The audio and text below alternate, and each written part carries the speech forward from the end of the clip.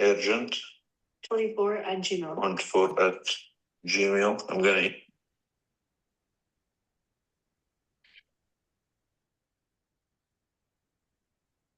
urgent 24 at Gmail. Urgent 4 at 24 at Gmail. I'm gonna at Gmail. I'm gonna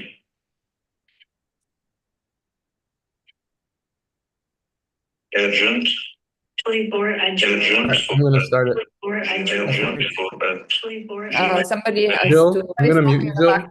Yeah, mute Nidal, please. It was Jill. It was coming through Jill. So, but I'm gonna start now.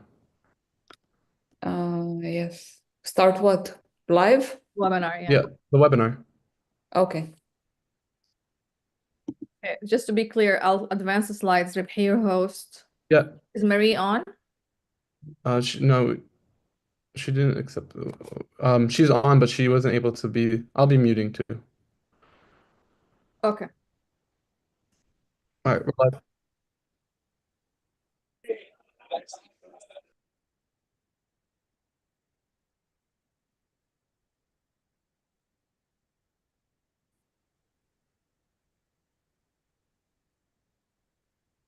All right, we're live, everyone.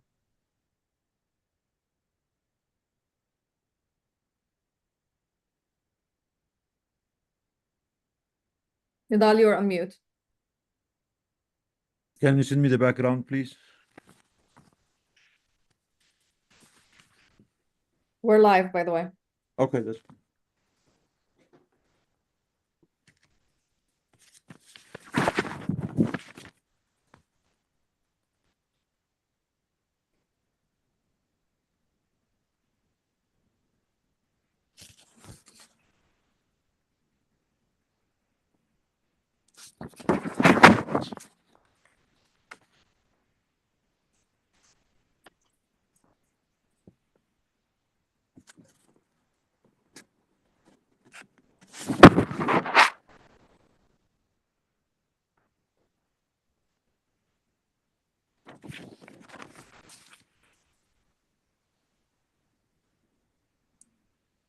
Can you hear me? Yep, we hear you loud and clear, Mark. Okay, great. Good morning, everybody. Morning. Hi, Mark. Good morning. Good morning. Good morning.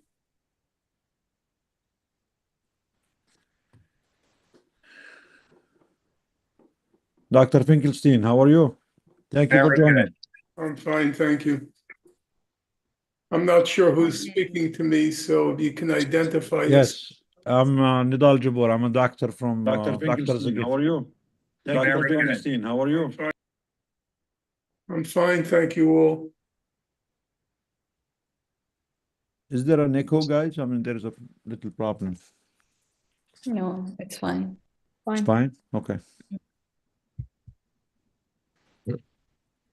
Should I mute myself? I have a lot of background noise here. Thanks, Mimi. Yeah. Yeah. Yes, go ahead and mute yourself, and we'll wait 5 minutes to have more people join, then we'll start this session. Thank you, everyone, for being here.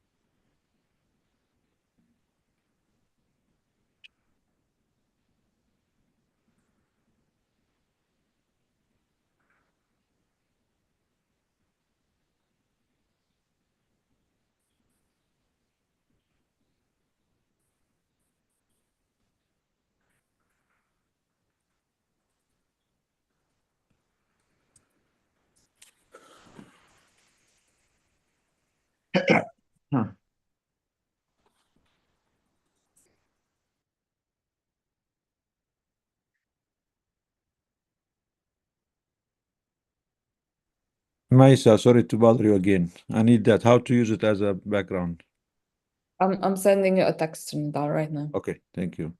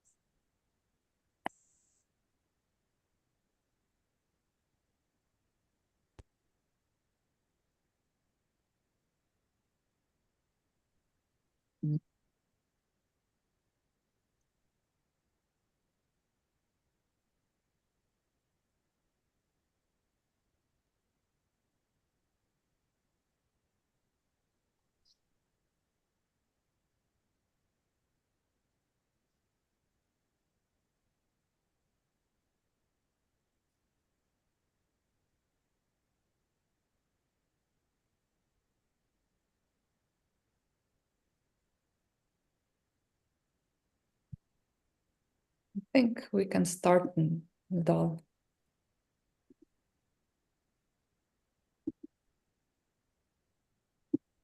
Dr. Jabbour.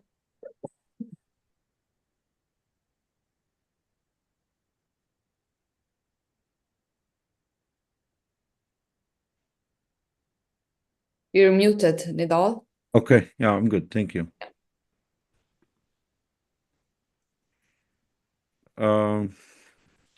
So yeah, let's go ahead and start. Good afternoon, everyone. Good evening for those in Gaza.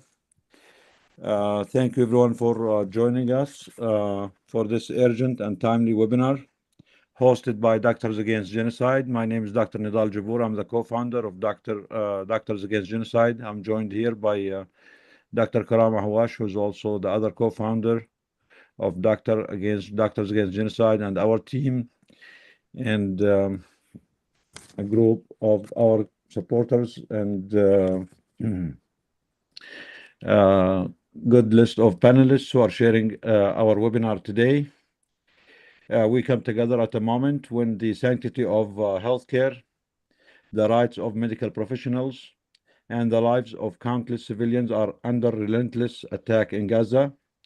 We aim to shed light on the catastrophic situation unfolding on the ground, to amplify the voices of those directly impacted, and discuss tangible actions we can take to uphold justice, human rights, and medical neutrality. We are honored to be joined by a distinguished panel of doctors, activists, legal scholars, and advocates who will address critical questions about international law, the responsibility to protect, and how we can push for meaningful political and institutional change to confront genocide. Our conversation is grounded in the lived experiences of doctors currently working in Gaza, those who have recently returned, and those who are preparing for future missions. How to save the doctors. We will hear firsthand accounts of the conditions on the ground, the obstacles healthcare workers face, and the ways the medical infrastructure is being systematically targeted. We are horrified and devastated by the reports of the invasion and destruction of Kamal Udwan Hospital, the illegal abduction of the director, Dr. Hussam Abu Safia, along with his colleagues, and the tragic displacement of its patients. It is reported that over 240 individuals have been abducted and are currently enduring unimaginable conditions, including torture. healthcare facilities, and workers are protected under international humanitarian law, and any attack against them constitutes a grave violation of these laws. We demand the immediate release of all abducted medical professionals and patients, and an end to the targeting of hospitals and healthcare infrastructure. The safety of medical personnel and their patients must be guaranteed, and those responsible for these atrocities must be held accountable. We stand in unwavering solidarity with our colleagues and the people they serve, especially with our colleague and friend, Dr. Hussam Abu Safia. Dr. Hawash? Thank you so much. Welcome, everyone. Thank you, Dr. Jbour. So we welcome everyone. We are focused most and foremost on the release of Dr. Abu Safia as soon as possible. We have gathered together here very strong voices in media, in politics, in medicine, in international law. And we want to get a way to release him as soon as possible. So welcome, everyone. The webinar is going to be recorded, and it is live streamed on YouTube and LinkedIn, and I think Instagram, and there are some of our partners who are also streaming it. Just to let you know, we want this to be streamed as far as possible, because this is our response to the arrest, to the incarceration of our colleagues in Gaza. It is our response to what is happening in to the hospitals and the healthcare. We have Dr. Mimi Sayed right now in Gaza, who is joining us right now from there. She just told me that they have a mass casualty situation in Gaza, and we will let her speak first, if that's okay for everyone. And before we get to you, Mimi, I just want to say that we will have our speakers include Medea Benjamin. She's right here. Medea is our friend and our mentor. She has been an advocate for decades, and she will join us to reflect on this past 15 months of advocacy for ceasefire and ending the genocide in Gaza. We have Dr. Jill Stein. Dr. Jill Stein is the presidential candidate, and she is in the Green Party. She's also a member at Doctors Against Genocide and a close friend, and we are honored to have her with us today. We are expecting to have Ms. Noura Riqat, who is an attorney, an expert in international and domestic law.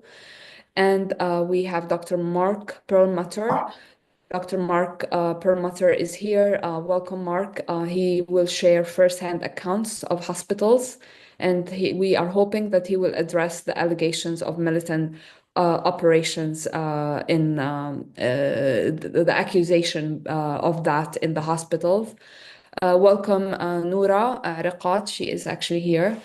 I have not seen her. We have Dr. Norman Finkelstein. He is a political scientist, a scholar, and an author, and he is best known for his work on the Israeli-Palestinian situation and on the politics of the Holocaust.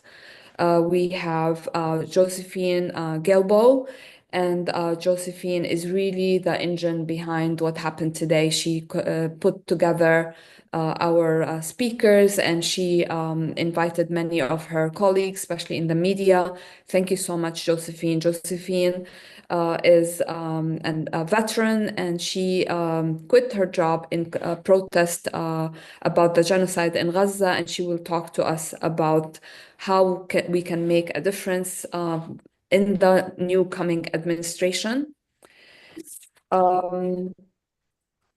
I think we also have Dr. Razan Nahas, who is our colleague, our member from Doctors Against Genocide. She just came back from Gaza, and she will talk to us about her experience there. We have Dr. Yiping. Dr. Yiping is an activist doctor, a family practice physician who was also discriminated against, harassed, fired from his job, reinstated, but he still quit his job in protest against Gaza, against the genocide in Gaza. And we have Dr. Farasheen Salavani and Dr. Mohammed Kuzzais, two members of Doctors Against Genocide who are actually preparing to go to Gaza. I would like to invite Dr. Mimi Saeed, our Sayed, considering her situation and her needs as a medical doctor in Gaza. Please introduce yourself, Mimi, and tell us where you are and anything you want to share with us. We would like to limit the speaker's time at the beginning to 5 minutes because we have many speakers and we want to have a discussion with questions and answers afterwards. Thank you. Sure. Thank you for having me. I'm Dr. Mimi Sayed. I'm from the U.S. Emergency Medicine.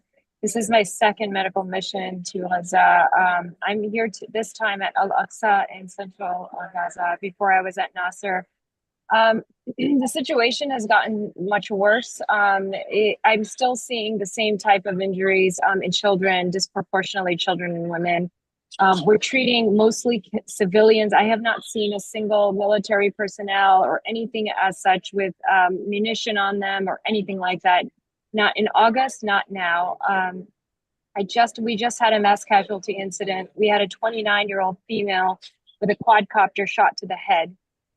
This is the same type of injuries that I saw in August with small children, an 8-year-old with a sniper shot to the abdomen, a bullet in the abdomen that's retained. I mean, these are the type of injuries that we're seeing. Malnutrition is sky high. Water contamination is unbearable. There's E. coli and high salt content in the water. We're seeing babies die of simple just diarrhea. It's so preventable and unnecessary.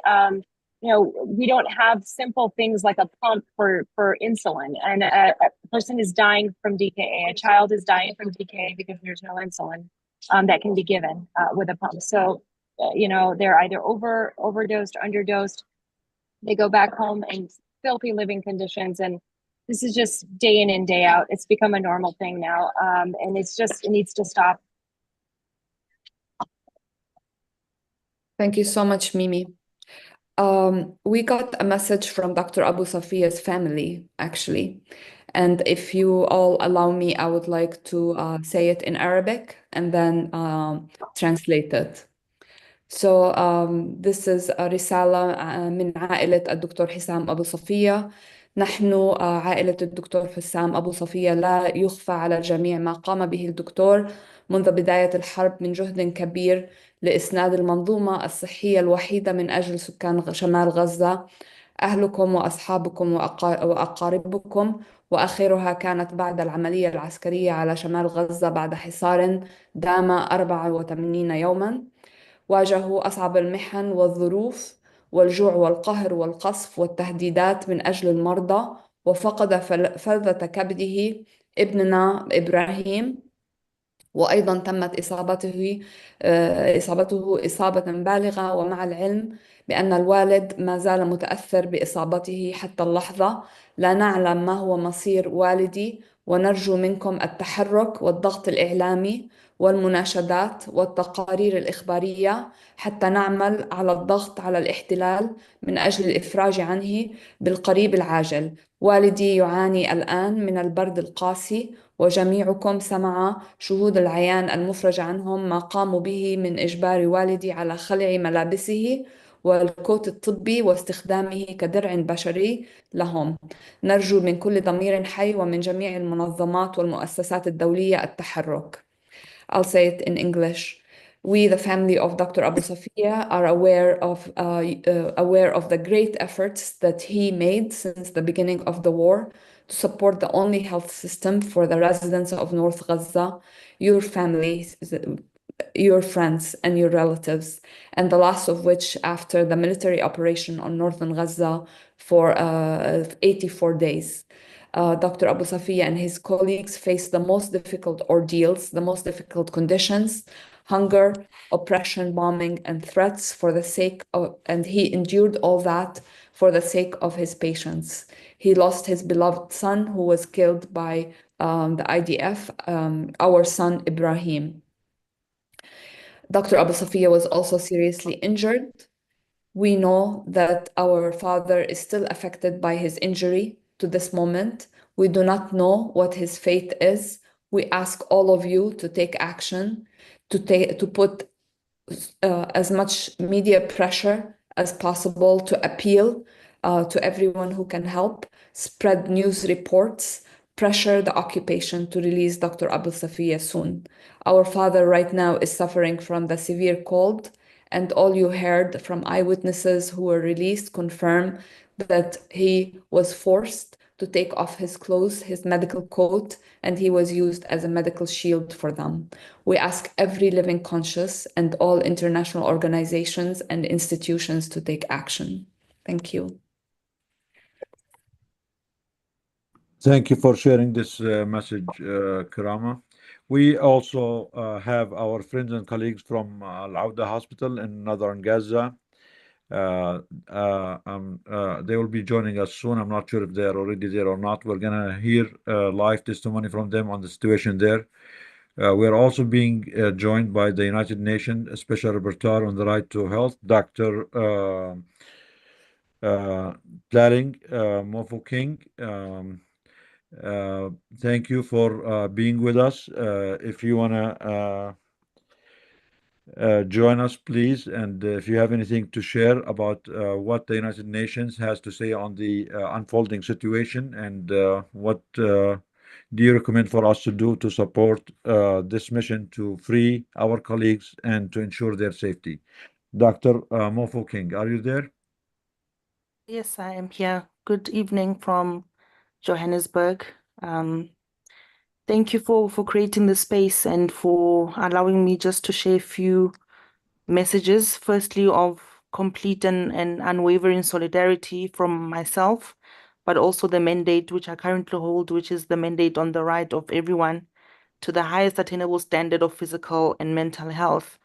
And since October the 7th, when we have seen the latest of many escalations over many decades, my mandate has been receiving information as well as some allegations of human rights abuses in the area of course, Gaza, but we also know northern Gaza as well. We also know of Lebanon recently, and have also dealt with individual cases of healthcare workers who have been arrested, detained, and this, of course, has been demonstrating a pattern of arrest and attacks on duty, specifically medical personnel, being forced to evacuate hospitals and immediately being arrested, or their families being targeted if they defy those orders. Some of our own colleagues have been dying under those circumstances of detention, some of them, their bodies showing signs of torture. And since this latest escalation, I've been in communication with the member state of Israel, of course, talking about the violations related to the lack of protection of medical personnel under international humanitarian law and international human rights law.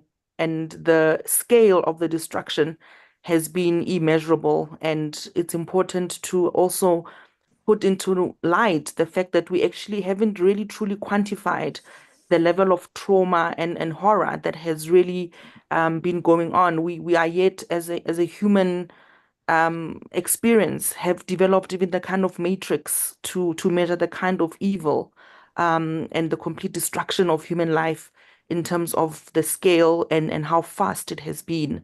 And it's through, those experiences that I carry myself, of being a medical doctor, but also being a childhood survivor of South Africa's apartheid, that I know all too well and very viscerally the impact of colonization, but imperialist violence. And so, despite all of the international calls and the demands for an immediate ceasefire, this shameful genocide has continued by Israel.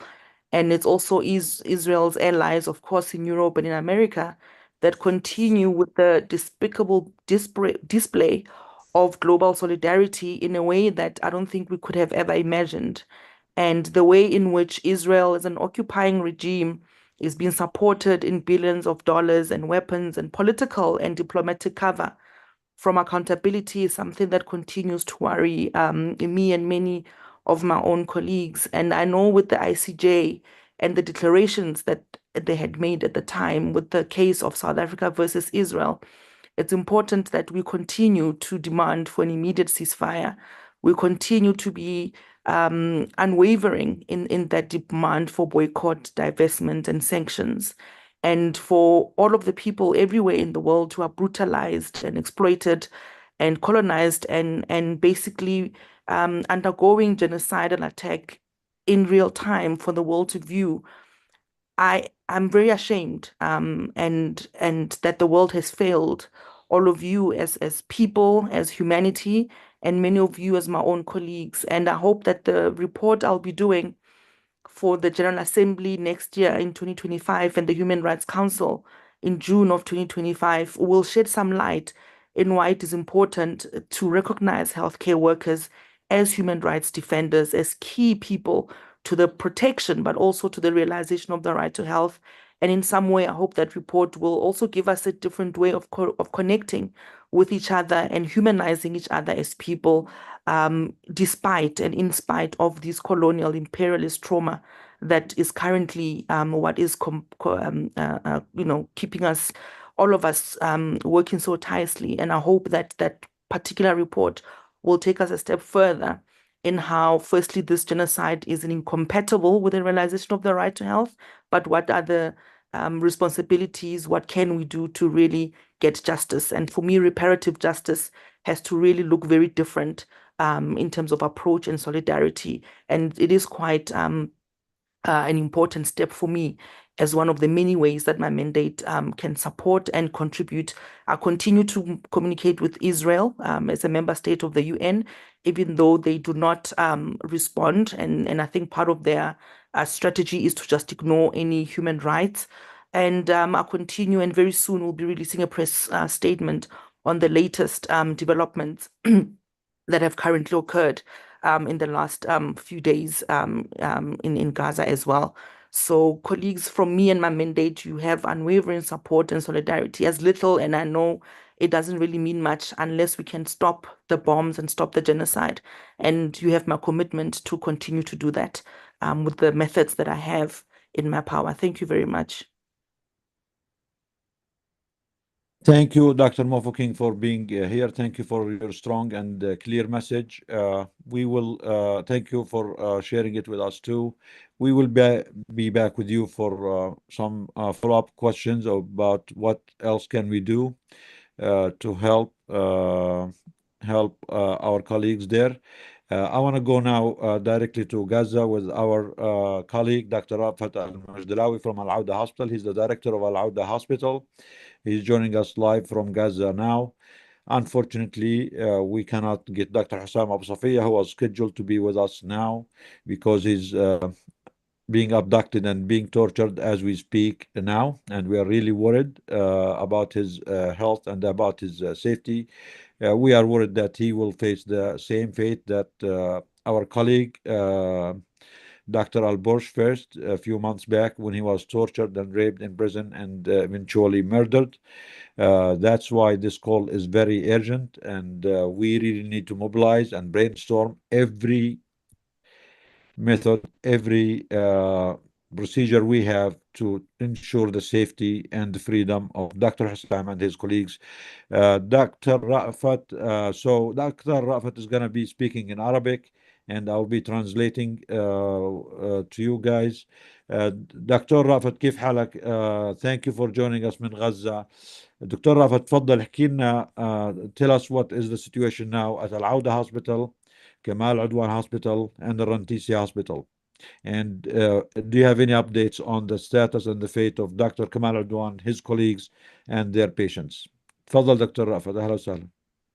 طيب يعطيكم العافية، وأنا سعيد مرة تانية أن أكون معك يعني الواقع في شمال غزة عمال يزداد سوءا يوما بعد يوم. بالطبع كما علمتم وكما نشرت بعض وكالات الأنباء أن قوات الاحتلال الإسرائيلي حاصرت مستشفى كمال عدوان ودمرت جزء كبير من أقسامه ومرافقه، وأحرقت بعض أقسامه الأخرى، وقامت بطرد النازحين المجاورين في السكن للمستشفى إلى باتجاه غزة، واعتقلت البعض الآخر من المرضى والنازحين الموجودين في المستشفى، وأخرجت الطواقم الطبية باتجاه مستشفى الأندونيسي، ومن ثم تم توجيهها إلى مدينة غزة.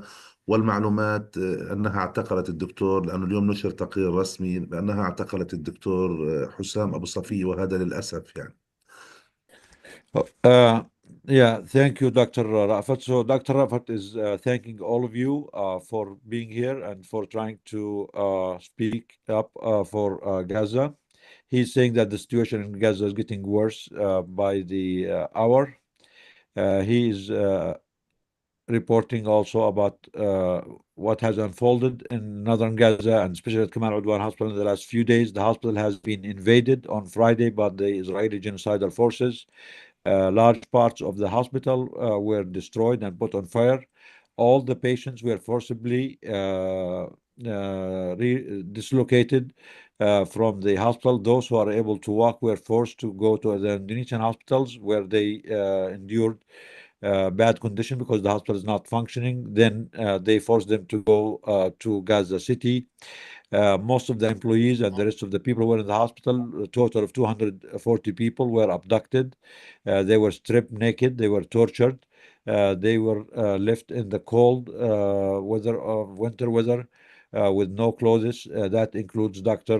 Hussam Abu Safiya. He's saying that for a while we did not know the whereabouts of Dr. Hussam Abu Safiya, but it has been formally announced today that he's under detention and torture as we speak. يعني تفضل دكتور رفت. كمان التحدي الأكبر أنه الاحتلال أعلن عبر كل الوسائل أنه هو طالب بنقل المرضى وأجهزة وتجهيزات مستشفى كمال عنوان إلى المستشفى الأندونيسي، وهو يعلم مسبقا أنه قبل حوالي 10 أيام من اقتحام مستشفى عدوان اقتحمت قوات الاحتلال المستشفى الأندونيسي وعبثت في محتوياته ودمرت شبكة الكهرباء. وقوات الاحتلال تعلم بشكل جلي أن مستشفى الأندونيسي غير قادر على العمل، غير قادر لأنه شبكة الكهرباء والمياه والغازات الطبية غير متاحة وغير متوفرة، وبالتالي فكرة نقل المستشفى غير سليمة على الإطلاق. So Dr. Rafat is sharing that the biggest challenge is that the Israeli forces demanded that the patients of Kamal Adwan Hospital be transferred by force, of course, to the Rantisi Hospital, fully knowing that they themselves invaded the Rantisi Hospital a week ago and destroyed it, and they know and fully aware that the Rantisi Hospital has not been functioning for a few months. It has no medical equipment, it has no staff, no personnel, no one to take care of these patients. To top all of this, there is no ambulances, there is no emergency vehicles to transport these very sick and critical patients who are left alone to fend for their lives now. With all the staff and the employees being abducted by Israel, we have reports of dozens of patients at Kamal Udwan Hospital who are the most critically injured in the ICU unit, who have no one to take care of them, no one to run their ventilators and their machines. And these people, these poor patients, are expected to locate themselves on their own to another hospital that is not functioning, has no personnel, and has no medical supply or oxygen or electricity or ventilators. Dr. Rafat.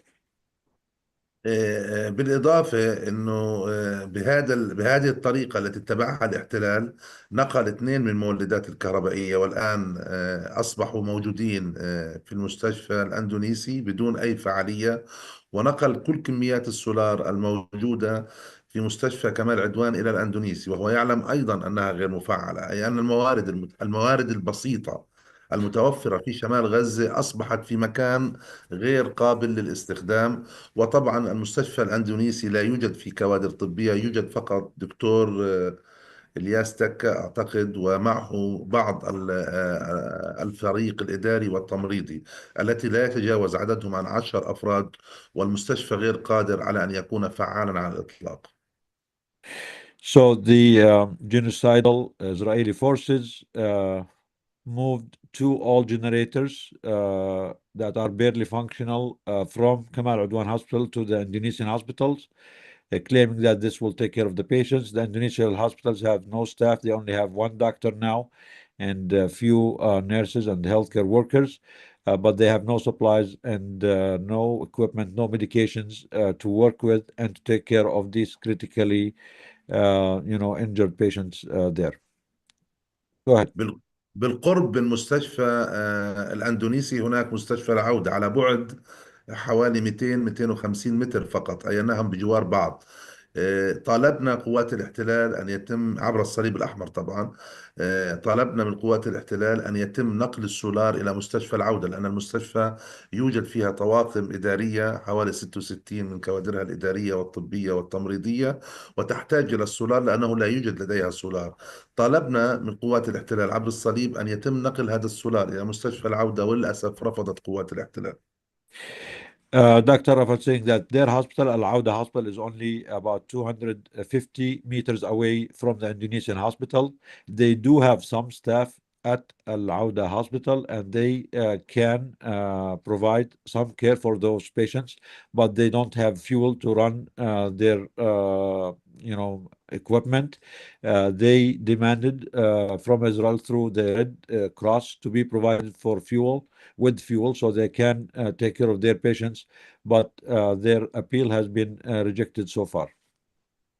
القضية في تدمير مستشفى كمال عدوان وإخراجه عن الخدمة، وتدمير البليغ اللي حدث في مستشفى الأندونيسي وإخراجه عن الخدمة، ليس فقط في الأثر على الحرمان من الخدمات الطبية التي تقدمها هذين المستشفيين، بل الخطر الأكثر أن هناك خدمات أخرى تقدم من المستشفيات لبعضها البعض. على سبيل المثال، إخراج المستشفى الأندونيسي عن الخدمة يعني أن خدمة العناية المركزة التي تقدم لمرضى الأندونيسي وكافة مرضى المستشفيات الأخرى بما فيها كمال عدوان وسابقا مستشفى بيت حانون وحاليا مستشفى العودة، لأن مستشفى العودة على سبيل المثال تعتمد عندما تحتاج إلى إدخال حالة إلى العناية المركزة تريد أن تحولها أو تقوم بتحويلها إلى المستشفى الأندونيسي. إغلاق المستشفى الأندونيسي أي أن الخدمات الجراحية أصبحت غير مأمونة، لأنه لا يوجد هناك عناية مركزة في شمال قطاع غزة. هذا من ذلك.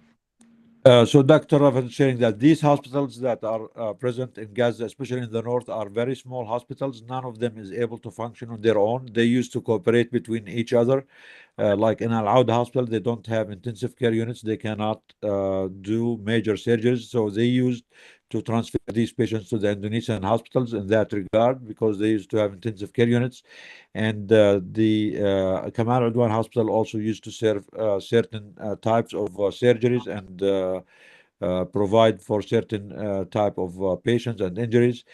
So these hospitals used to cooperate with each other and transfer patients between each other to provide reasonable service. None of them is big enough. None of them is a tertiary care. None of them has all the equipment to do it all. Now, with Kamal Udwan Hospital down and the Indonesian hospital, which has been down for a few months now, they're facing a grave danger because none of these hospitals is able to function now. All the people in the north now, more than 75 to 100,000 people, are left without any access to any type of health care or rescue services at the moment. تفضل دكتور رافد. بالإضافة إلى أن على سبيل المثال أيضا مستشفى كمال عدوان كانت تضم في بين أقسامها قسم الحضانة، أي أن المستشفيات الأخرى تقدم خدمة الولادة، وعندما تحتاج بعض الحالات إلى خدمة الحضانة كانت تحولها إلى مستشفى كمال عدوان التي تملك أيضا قسم ولادة. وبالتالي الآن دمر قسم الولادة في مستشفى كمال عدوان ودمرت الحضانة، أي أن مستشفى العودة التي تقدم خدمة الولادة أصبحت خدمة الولادة أيضا غير آمنة، لأنها تحتاج إلى تحويل الأطفال إلى الحضانة في بعض الأحيان، والآن بعد تدمير كمال عدوان لا يوجد هناك حضانة. So Dr. Rafat is sharing that Kamal Udwan Hospital was the only hospital in the north that has the neonatal unit to take care of the infants. Although they do have a maternity unit at Al Auda Hospital, they still depended on Kamal Udwan Hospital for the new birth and deliveries who needed intensive care or neonatal care. Now that this unit is down, they don't feel safe offering their maternity service and birthing units now, because they have nowhere to send the infants who are delivered in unhealthy condition or need intensive care. Knowing the situation in Gaza for the last year, knowing the starvation, the malnutrition, the poor situation of the mothers, of the pregnant women, we know that most of these deliveries are complicated now. Most of these mothers and babies are sick, and they need more than the usual regular care. So this makes their work much more challenging by the day. تفضل دكتور رافت. طبعا، والكارثة الكبرى الآن التي نواجهها أن مستشفيات شمال قطاع غزة قبل العدوان وأثناء العدوان كانت تعتمد على إنتاج الغازات الطبية وتحديدا غاز الأكسجين من مستشفى كمال عدوان ومستشفى الأندونيسي. طبعا مستشفى الأندونيسي دمرت محطة إنتاج الغازات قبل عدة أشهر، والآن للأسف دمرت من ضمن الأقسام الموجودة في كمال عدوان دمرت أيضا محطة الأكسجين، وبالتالي أصبحت مستشفى العودة الوحيدة الآن في شمال غزة لا يوجد لها مصدر لتزويدها بالأكسجين. They also used to rely on Kamal Udwan Hospital and Indonesian Hospital for the medical gases, because they are the only two hospitals that have the capability to generate the medical gas and the oxygen. Al Auda Hospital used to get their needs for gas from Al Auda Hospital. Now that the Al Auda Hospital is out of service, completely destroyed, and as we all know, was set on fire a few days ago. They don't have any access to any medical gases, and of course, they don't have fuel to run their generators. So again, this also makes the situation much more challenging. This puts all the people in the north of Gaza at grave danger of absence of any kind of medical help or services. Dr. Rafat, I'm going to end at this point. We're going to come back with you with questions once we hear from our panelists. Many of them will be asking you questions, so please stay with us, and we will come back with you, give the opportunity to our guests and panelists to share what they have to say about the situation. دكتور رافت، أنا برجع لك كمان شوي. Many of our panelists and our people will have questions for you, so please خليك معنا. ولما يكون في أسئلة we will share it with you. Now, I think let's go to Dr. Mark Perlmutter. Dr. Mark, you've been to Gaza. You treated patients, you treated the wounded. Israel claims that these hospitals are used as terrorist bases. They're attacking these hospitals because they have proof and confirmation that these hospitals have been used as bases for terror, and some of these workers are terrorists. Please share with us, did your experience there, did you at any point encounter any evidence of what Israel is claiming to be the case? Well, And thank you for being with us. Sure, my pleasure. I'm honored to join this group. First of all, let me point out that when I went there, I was a victim of the propaganda. I am of Jewish heritage, and swallowed the propaganda fully. And I went there only because, as president of the International College of Surgeons and the World Surgical Foundation, and 40 years of overseas mission work focusing on children, I knew that the population was 50% children, and I was going to help children irrespective of my political thoughts. And it was very clear the day that I got there that this was a genocide in the making. I was there when the World Central Kitchen vans got bombed. There were 250 trucks on the way in, and thousands of trucks on the way out, waiting to get through an still open Rafah border, because they wouldn't provide to the truck drivers the deconfliction that was necessary to deliver the aid. You think about it, we saw 30 miles of trucks on the way out. They were 8 trucks wide. That's enough to encircle Gaza 3 times, bumper to bumper, 8 trucks just through the Rafah crossing. So the third week, the second week that we're there, the bombings kept getting closer to the hospital. The bombings were focused based on drone presence, which began around 3 o'clock, 3:30, getting ready to monitor where the collections of women and children would be, for iftar. And then when iftar would start, the bombings would start and become much more concentrated, which is why 90% of the patients who would come in mass casualties were children. 5 to a gurney, no less than 4 gurneys at a time. A third of the children would come in, put on the ambulances alive, but a third were dead when they got to us. A third would die in front of us, and a third would die within the next week or two in front of us. And it was nothing to see an empty bed the next day.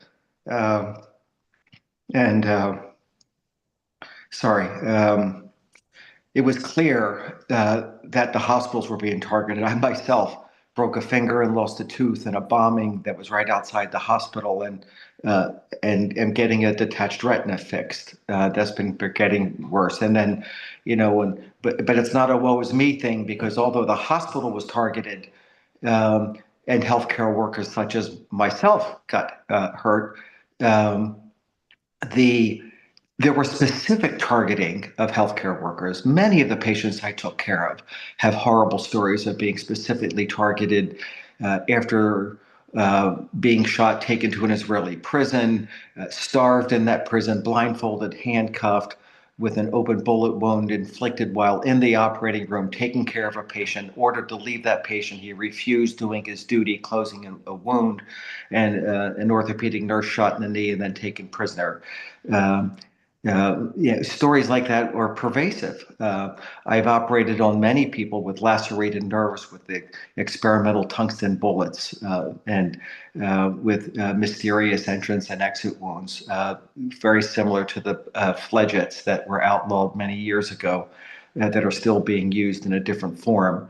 The definitive population of women and children that were overwhelmingly the victim population screams genocide to us, in addition to the restriction of it. And most importantly, not only were 90% of our patients children, but when you look at the statistics scholarly collected by Dr. Feroz Sidwa in the New York Times article, when you break down the numbers, 83% of American-only doctors who were polled, 83% of those that treated children, because not everybody was there treated children, but 83% of those that treated children, laid hands on a child, saw a child that was shot by a sniper rifle in the chest or the head. And I myself saw 2 children that were targeted both in the chest and the head.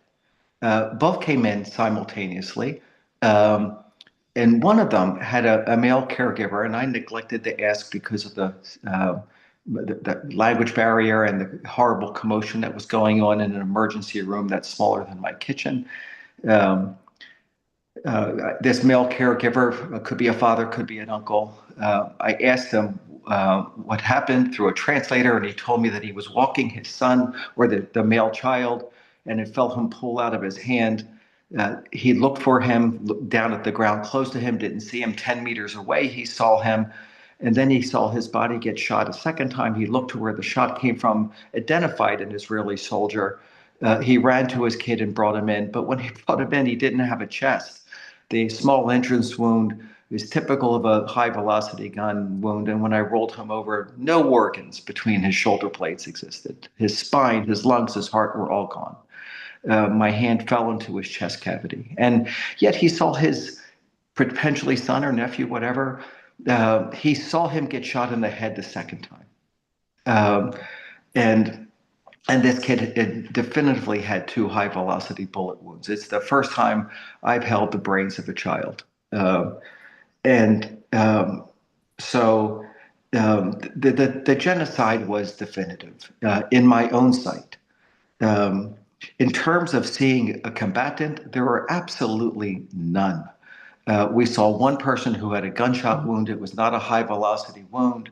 It was a pistol wound, acknowledged from the security guards at the hospital. This guy was a crook.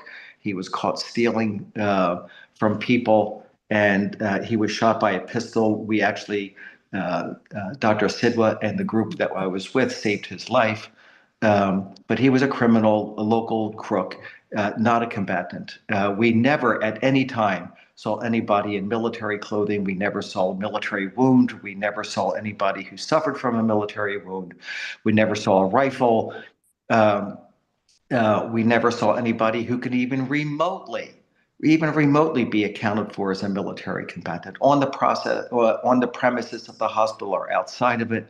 The hospital grounds at the European Gaza hospital were filled with patients, tens of thousands of displaced families looking at it as a protected environment, and thousands of patients. There are young male patients, but they all had wounds, and most of them were infections, superficial infections, none of which would even remotely be considered a battle wound. We just simply never saw it. The acting director of the hospital, the head director, was told to leave or his family home would be bombed, and so he left, I believe, to Egypt. The acting director, which I believe was a nurse, very brave human being, gave me a tour of the hospital. There were no tunnels underneath of it. There was a 3-foot tall HVAC tunnel that was filled with piping that no human can crawl under. And there was no hidden spaces underneath or on above. And the hospital could have easily been taken over by the Israelis. There's 5 entrances. They could have put an American Bradley fighting vehicle in front of every one of them. It's a straight shot hallways with 4 stairwells. They could have put guards at the entrances, checked SIM cards of people coming into the emergency room to see if they had contacts. They could have kept that hospital operational instead of closing it a month after I left. But they chose not to, claiming it to be a bastion for combatants, of which there were absolutely none. I can't really offer anything else, I think. Thank you, Dr. Mark, for this clear and strong first account testimony from a doctor who's being there. Thank you for highlighting that most of the victims and the injured people that you encountered were children and women, that you did not see at any point any evidence of any militants, either as patients or personnel or anywhere in the hospital. Absolutely not. Thank you for being with us. We will come back with you with more questions. We want to go now to Mrs. Noura Arikat. She's an international lawyer. She's here with us to share her account on what's happening, what is the status of the international law, the domestic law, how Israel is impugned to destroy all these laws in front of all of us.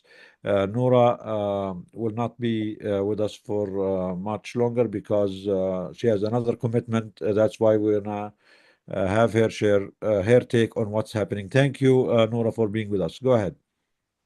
Thank you for having me, Dr. Nidal. Thank you, Dr. Rifat Al-Mijdalawi. Thank you to the Doctors Against Genocide for this heavy lifting, Dr. Mark Palmer and Mimi Sayed. It's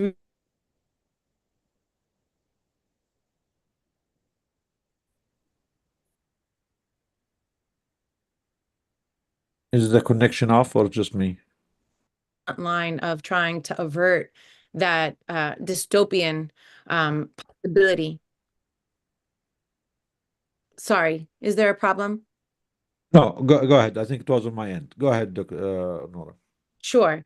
And I want to start by saying that just a slight confession that it was my childhood dream was actually to become a doctor so that I can travel the world and offer healing to everyone.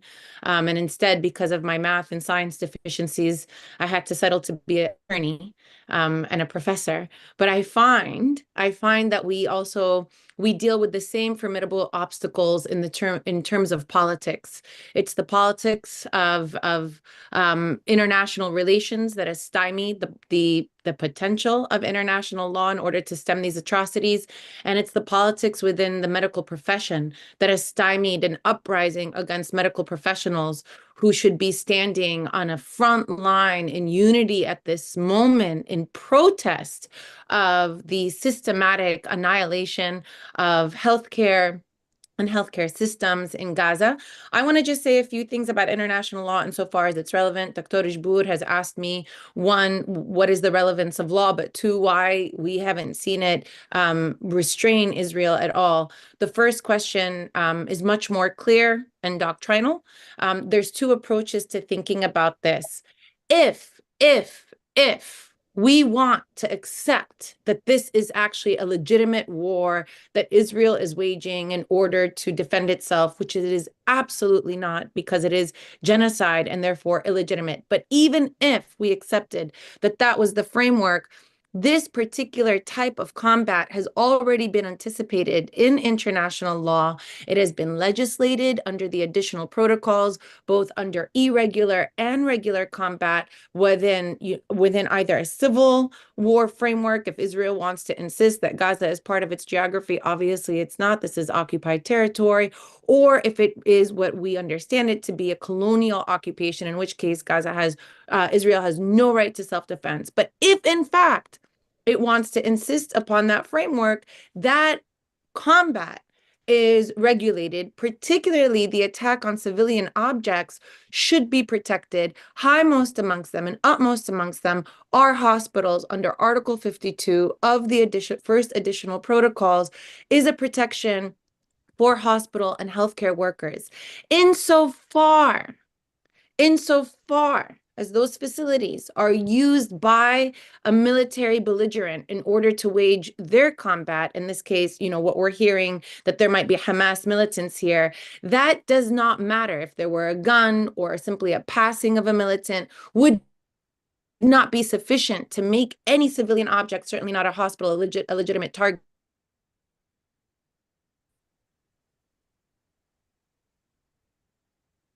Effective contribution to the combat, in which case we have seen over and over again that there has been nothing forthcoming to demonstrate that it has in order to justify some sort of military advantage. So while I respect very much this concern from witnesses who are telling us there were no militants in the facilities, no militants were treated medically, even that would not be sufficient unless the hospital was transformed to make an effective contribution to the combat, which it has not. Instead, what we have seen is the systematic decimation of hospitals. Now, 17 out of the 36 hospitals have been made not functional. We have also seen that compounded by the deprivation of water, by sanitary facilities, as well as by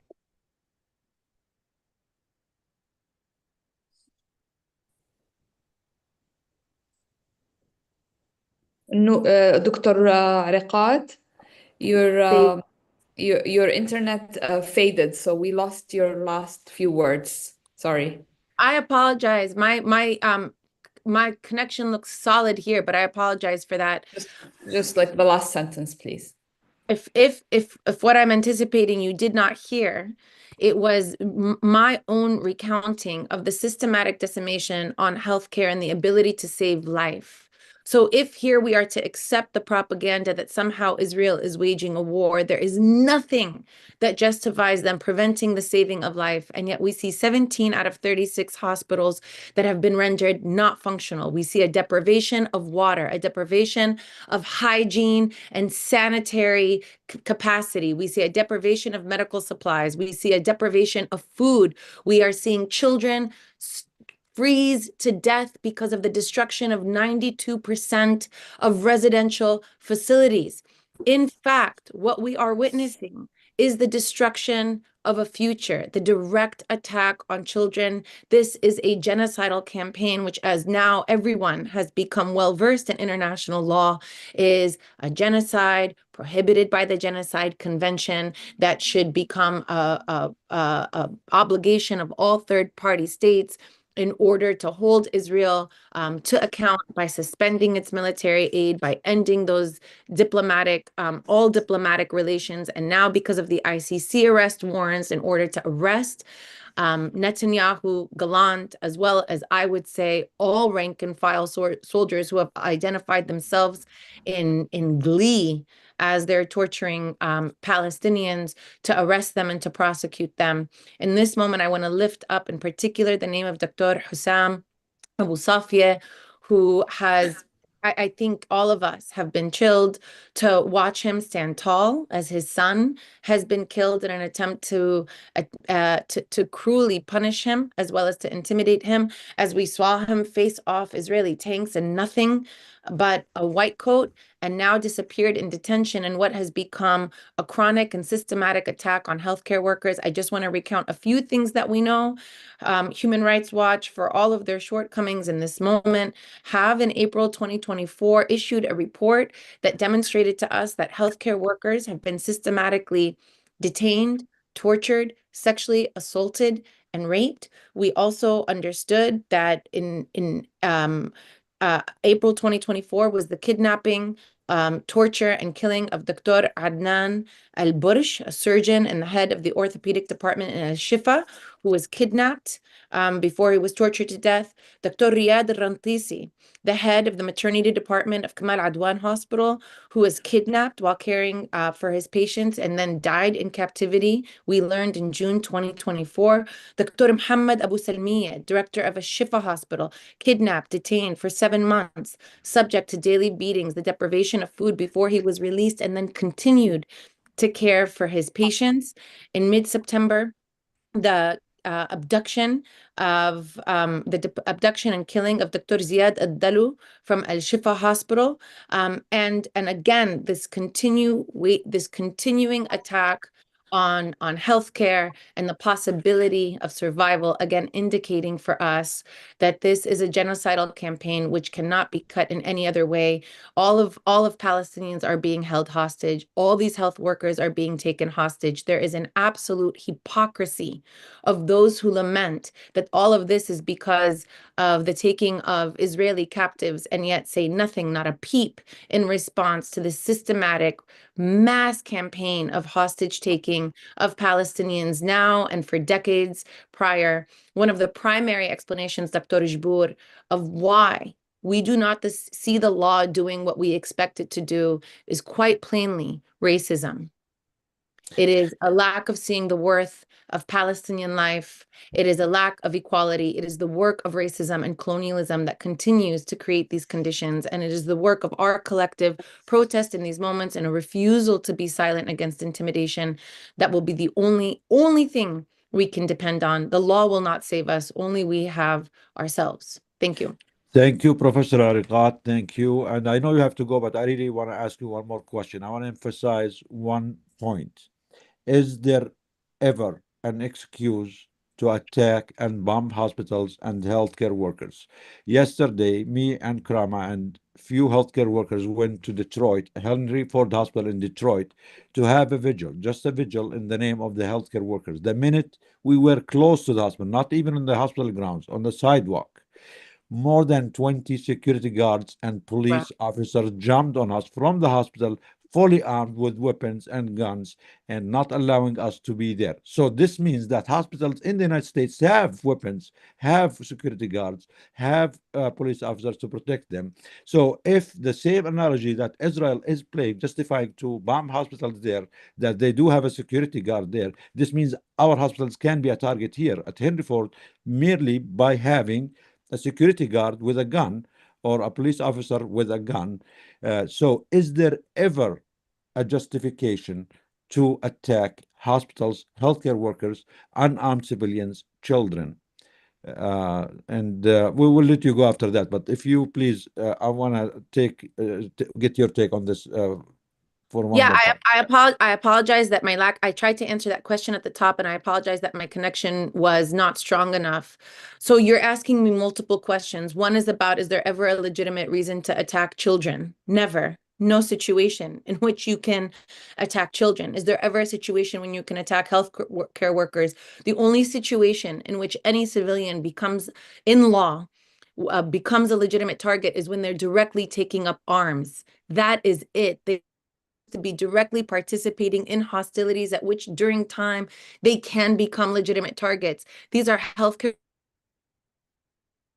and so obviously that's not justified. As to the situation of attacking hospitals, again, as I mentioned, Article 52, Additional Protocol 1, only when the hospital makes an effective contribution to combat, which means that even the presence of weapons, even the passing of a so-called militant in that case, even the caring and rehabilitation of somebody who's a wounded militant, none of those would suffice to turn a hospital or a medical facility into providing the effective contribution for combat.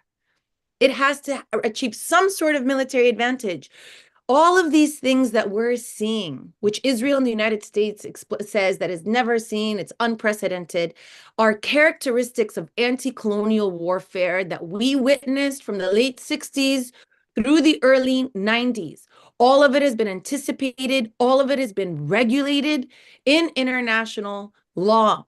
And so the problem here is that Israel rejects the application of all law as making up its own law and advancing the worst forms of colonial genocide that we have seen in our time.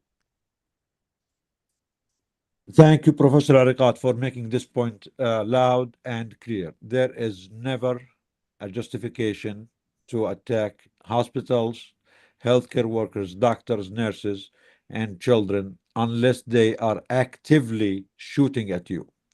And I don't think Israel ever showed an evidence of that. So every attack Israel carried on the civilians, on the civilian infrastructure, healthcare workers, is all illegal. These are all war crimes. These are all intentional genocidal actions and crimes.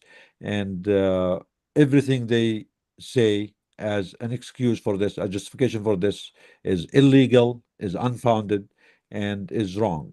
These people, the genocidal state of Israel, its leadership, its army, its public should be held accountable for genocide. These are psychopathic, these are sick society, sick country that should be stopped by intervention of peaceful forces to protect the children, the hospitals.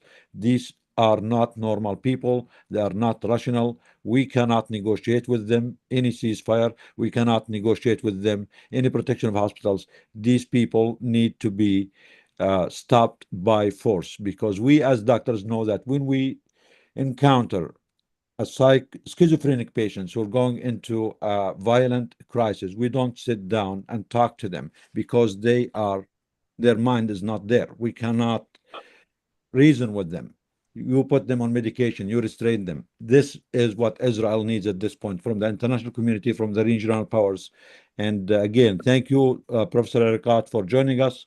Thank you for making it clear that everything that Israel is doing in Gaza, in Palestine, is beyond the law, is above the law, is illegal, is genocidal. And I think by now we have more than 24 international human rights organization that already confirmed and concluded that this is a genocide beyond any doubt. It's not an accusation anymore. It's not a risk of genocide. It has been a genocide ever since from day one. Thank you. Dr. Hawash? Thank you so much. Dr. Riqat, before we let you go, I was asked by many of our members, we have a day on the Hill. We go to the Hill, to the Senate and the Congress every month. And on the 8th of January, we are going, and we are hoping that Dr. Abu Safia will be released. But if not, we will be advocating for his release. If you have time to join us, that would be amazing. and we will follow up with you later. I would like to bring Medea Benjamin. Medea is a long-time activist, and we have been very fortunate to meet her on the very first days of our advocacy on the Hill in DC. Medea was gracious enough to include us in her advocacy. She has been very supportive. We are very proud of her. We are very proud to have her. And we would like Medea to speak to us and reflect on the past 1.5 years of advocacy for ceasefire. Why did we fail? And maybe talk about strategies with the new administration and how we should tackle the next year of advocacy. And thank you. Medea, please go ahead. Well, first, let me say, one, how heartbreaking it is to turn on the news every day and see what's happening in Gaza, and particularly the courage of the healthcare workers in Gaza and those of you in the US and around the world who put your lives at risk to go there. And also to know how heartwarming it was the first day that Doctors Against Genocide appeared in the Congress, and we saw you walking towards us in the atrium of the Hart Building with your white coats. It was like a vision from heaven that there were these people who have so much legitimacy in the eyes of the public, and even in our Congress. Every time you come is so important. I myself started out as a healthcare worker, studying public health and traveling around the world, and seeing children dying in my eyes before me from malnutrition, and realizing that something was wrong politically in the world that would allow this to happen. And the politics of attacking children is something that we see just so incredibly clearly when it comes to what Israel is allowed to do. And so for the last 15 months, we've seen the Biden administration, including the Secretary of State, who is supposed to be a diplomat, being not just complicit, but partners with Israel in this genocide. And we've also seen it in Congress as well, in both the Republicans and the Democrats. And we've seen how the three major lobby groups that are so present in Congress and in the White House are making it so difficult for us. And that is the pro-Israel lobby groups like AIPAC, the Christian Zionists, and let's not forget the weapons industry that makes billions of dollars from so much of our tax money going to Israel. AIPAC this year has taken out two of the best politicians we had, Cori Bush and Jamal Bowman, and instilled fear in the rest of the people in Congress to speak out.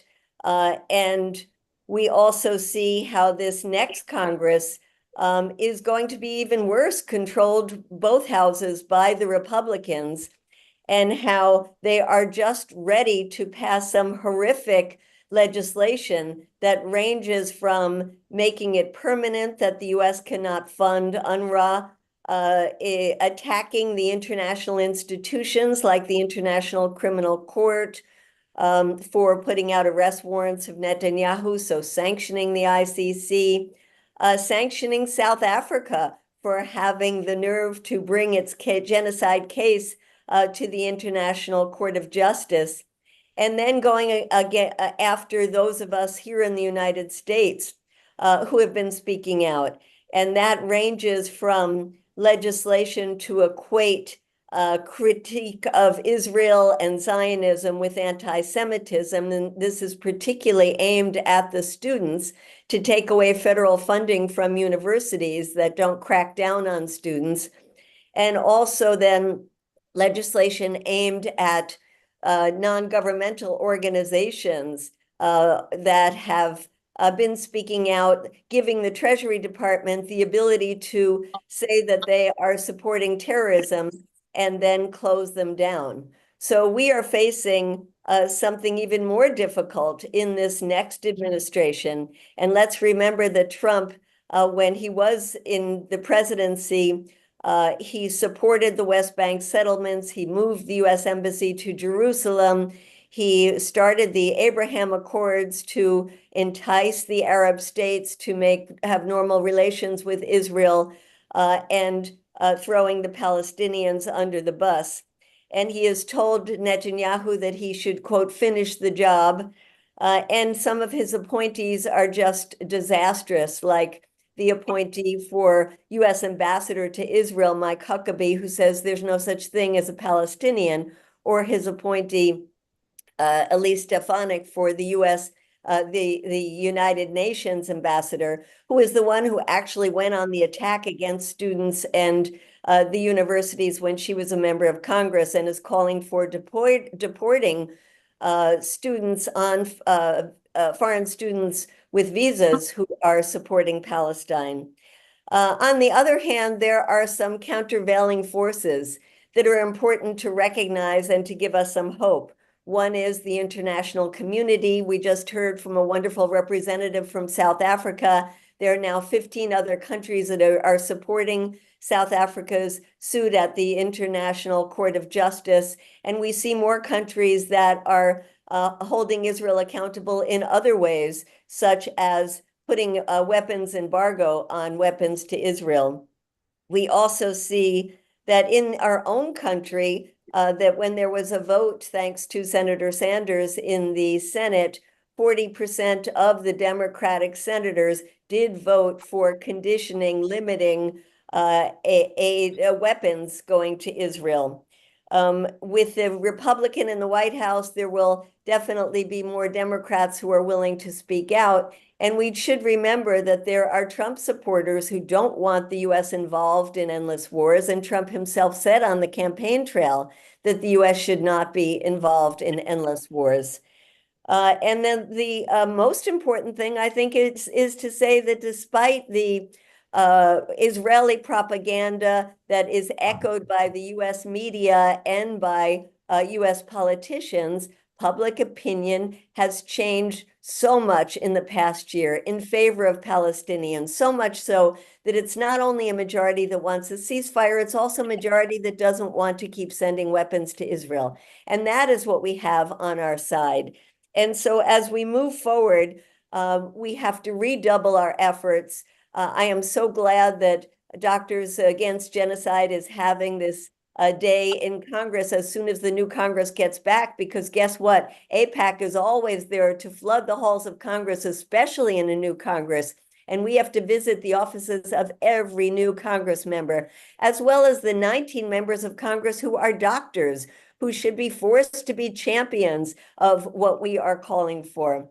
And so I look forward to being with you in the halls of the Congress, on the streets, everywhere we can be and must be in the coming year, to be as resolute as the Palestinians are, who will never give up. So thank you for having me on with you. I look forward to being with you in active support for Palestine in the coming year.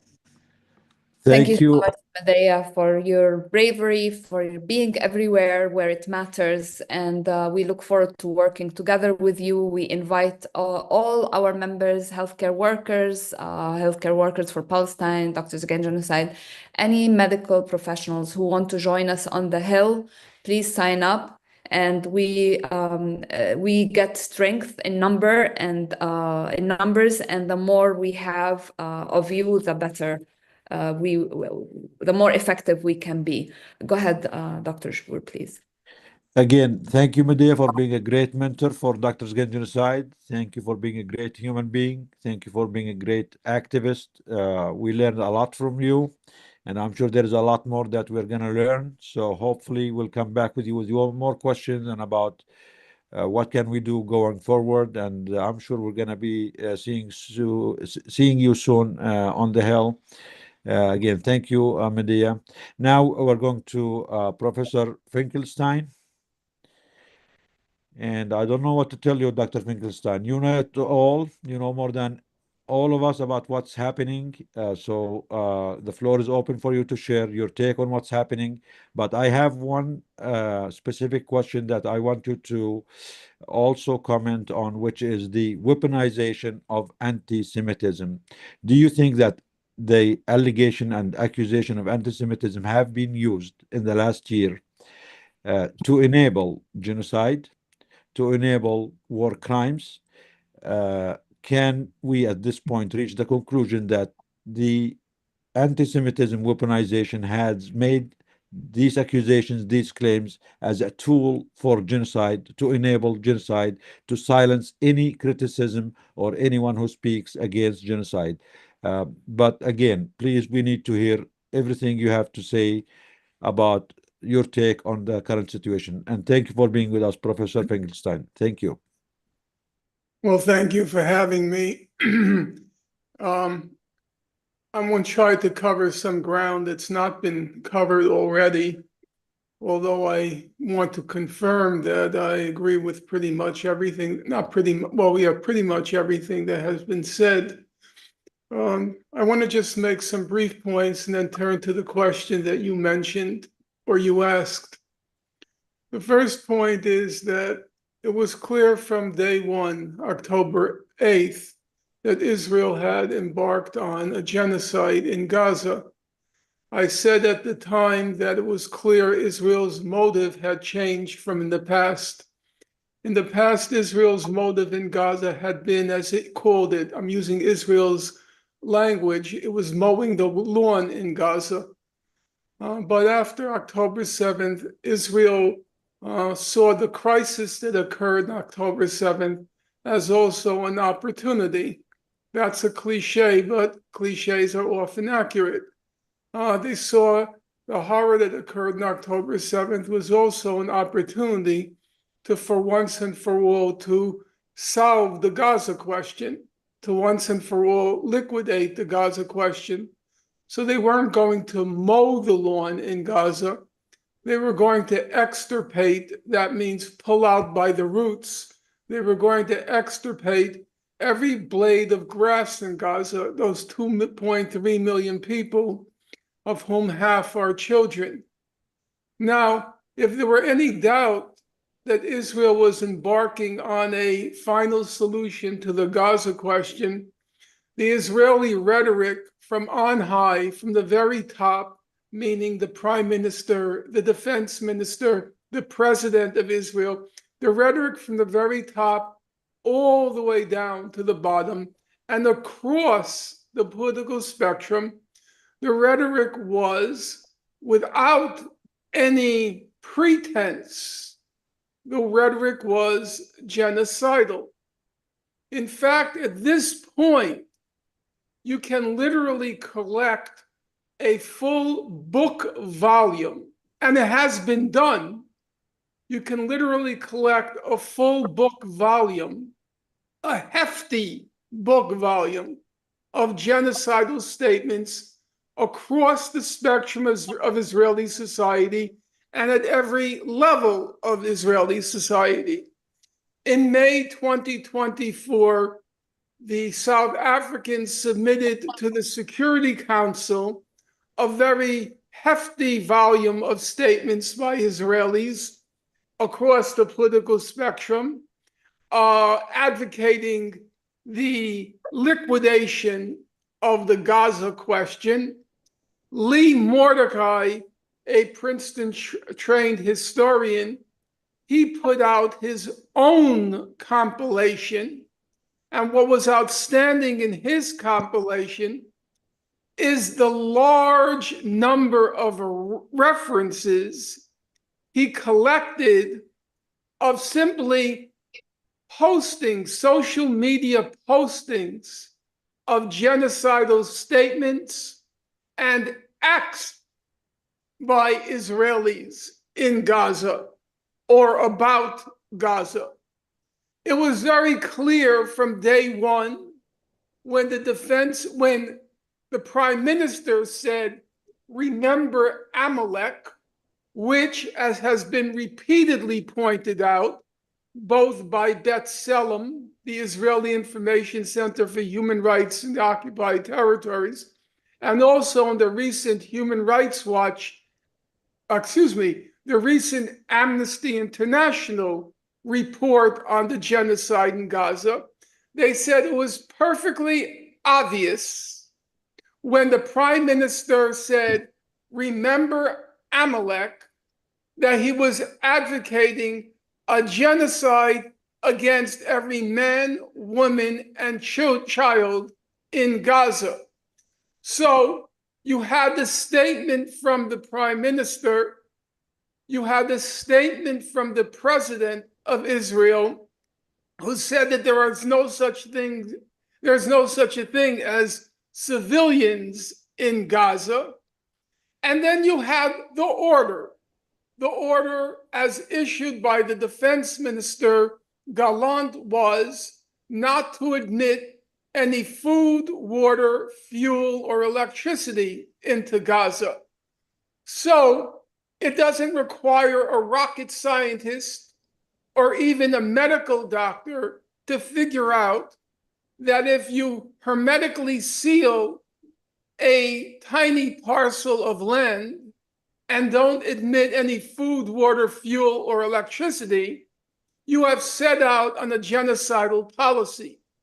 Now, the fact is, within very narrow constraints imposed mostly by the US behind the scenes, apart from those minimal, marginal constraints, that policy of no food, fuel, water, or electricity has endured from the second week of October 2023 until today. So I do not believe there is any legitimate grounds for questioning whether or not Israel is carrying out a genocide in Gaza. Number two, I would say what happened in the past 14 months has exposed the complete bankruptcy of the international, not only political order, but the complete bankruptcy of the international legal order. The fact of the matter is that both that political and legal order had created the conditions, had laid the foundation for everything that happened after October 7th.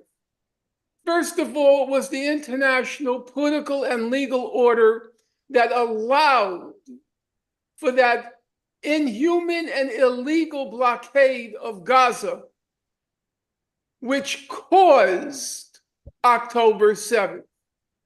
Number two, there have been so many UN reports of legal bodies documenting Israel's war crimes and crimes against humanity over the past 20 or more years. And never were any of those reports, which run literally to tens of thousands of pages of documentation. Yesterday, I finally decided to take to the incinerator room several tens of thousands of pages because they had simply cluttered my whole apartment. All this documentation, all of this evidence, all of this proof of Israel's commission of war crimes and crimes against humanity in Gaza, and none of it was ever acted upon. So what is the message that was being transmitted to Israel, except that they could literally get away with murder? And that message was, so to speak, taken to heart by the Israelis on October 8th, when they decided not only were they able to get away with murder, but they would take it to the next step and just finish off Gaza. Now, there's one other item I want to address. It was not just the inaction of the international political and legal community, it was the outright corruption in the legal and criminal sense. It's the current vice president of the International Court of Justice, Julie Sebutindi, who, in my opinion, and I don't say this flippantly or cavalierly, she's either being bribed or blackmailed by Israel. She is an agent of Israel on the International Court of Justice. There is the former chief prosecutor of the International Criminal Court, Fatou Bensouda.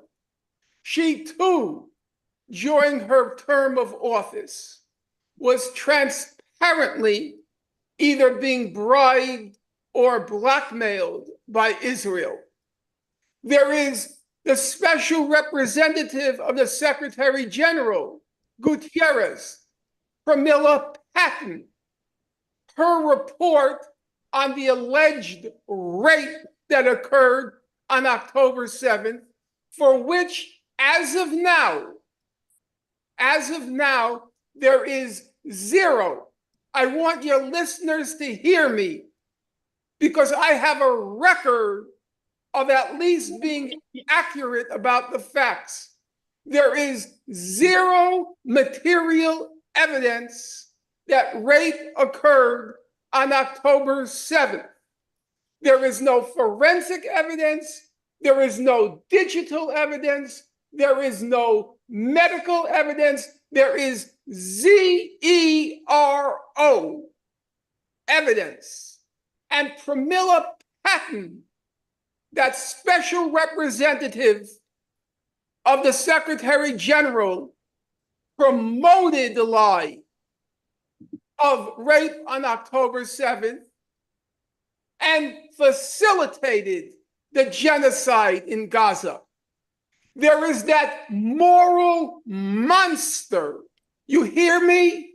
Moral monster, Sheryl Sandberg, the former chief operating officer of Meta, who put out this filthy film called Screams Before Lies, which was then not premiered, but shown at the Biden White House, also promoting the lie of rapes on October 7th, for which, as of now, I repeat, there is no material evidence.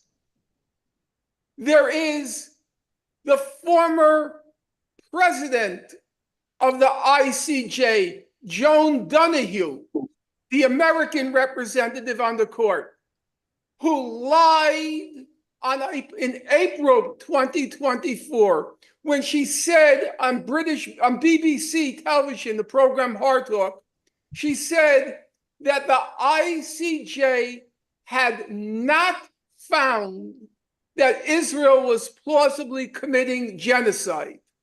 That was a flat out lie, a careerist, opportunist lie. Now, I could go on and on and on, but these people need finally to be called out. They're being bribed, they're being blackmailed by Israel, or they're just the most debased, depraved opportunists and careerists. In the case of Sheryl Sandberg, the billionaire former chief operating officer, she is just a Jewish supremacist. She sees it as her personal calling and responsibility to defend Israel's right to commit genocide. And that, I'm afraid, is exactly what they believe, that Israel, Jews, have the right to commit genocide. That's their mindset. They are Jewish supremacists. Ms. Medea Benjamin, she mentioned a moment ago, the assault on our colleges and universities. But who led the assault? It was Jewish supremacist billionaires like Bill Ackman, like Barry Sternlicht, like Robert Kraft, Ackman at Harvard, Sternlicht at Brown, Kraft at Columbia, who blackmailed, who held hostage our universities, our premier universities, and told them, unless you crush the student protests against genocide, we are going to withhold our hundreds of millions of dollars in alumni donations. These people need to be called out. They need to be held accountable. We shouldn't just use broad terms like the international political order, the international legal system. There are individuals who are personally, criminally, and morally guilty of facilitating the genocide of a people who have been held hostage in a concentration camp. By the way, if you go back and look at the historical record, already in the 1950s, when Gaza was under Egyptian administration, all the way back from the 1950s, and you go forward, straight forward. I don't have the time now to document it. If you go from the 50s forward, the Egyptian administration, the Israeli administration, the same term keeps coming up in the observations of all outsiders. Over and over and over again, it said Gaza is a concentration camp. Gaza is a concentration camp. It's the recurring description of that place. And now, in the last stage, the concentration camp has been converted into a death camp. That's the facts. And these individuals, the Judge Sebutindi, the Fatou Bensouda, the Pramila Patten, the Sheryl Sandberg, all of them have facilitated and abetted this horror that's occurred over the past, it's really not only the past 14 months, but now we're at the final stage of it. And they pretend that they're doing this in solidarity with Jews against, fighting anti-Semitism. They use the anti-Semitism in order to abet and facilitate the genocide. Because at heart, at the bottom, the others, the Sebutindis, the Bensoudas, the Pramila Pattens, they're just crooks and the Donahues. They're crooks and careerists. Crooks and careerists. You're run-of-the-mill crook and you're run-of-the-mill careerist. But when it comes to the Sheryl Sandbergs, the Bill Ackmans, the Barry Sternlichs, the Robert Krafts, and on and on and on. They're just Jewish supremacists who hide behind their Jewishness in order to facilitate and abet the genocide. Thank you. Thank you, Dr. Professor Finkelstein. Thank you for sharing this brave and unwavering truth to the world. Supremacy is a danger to all of us. Jewish supremacy, white supremacy is putting the whole world in danger. They are doing it in Gaza now, but any one of us, all of us, are at risk of it here at home too, especially with the coming administration. And I'm afraid that what Israel is doing there will become the new norm in the whole world. And each and every one of us is at risk of being the next victim.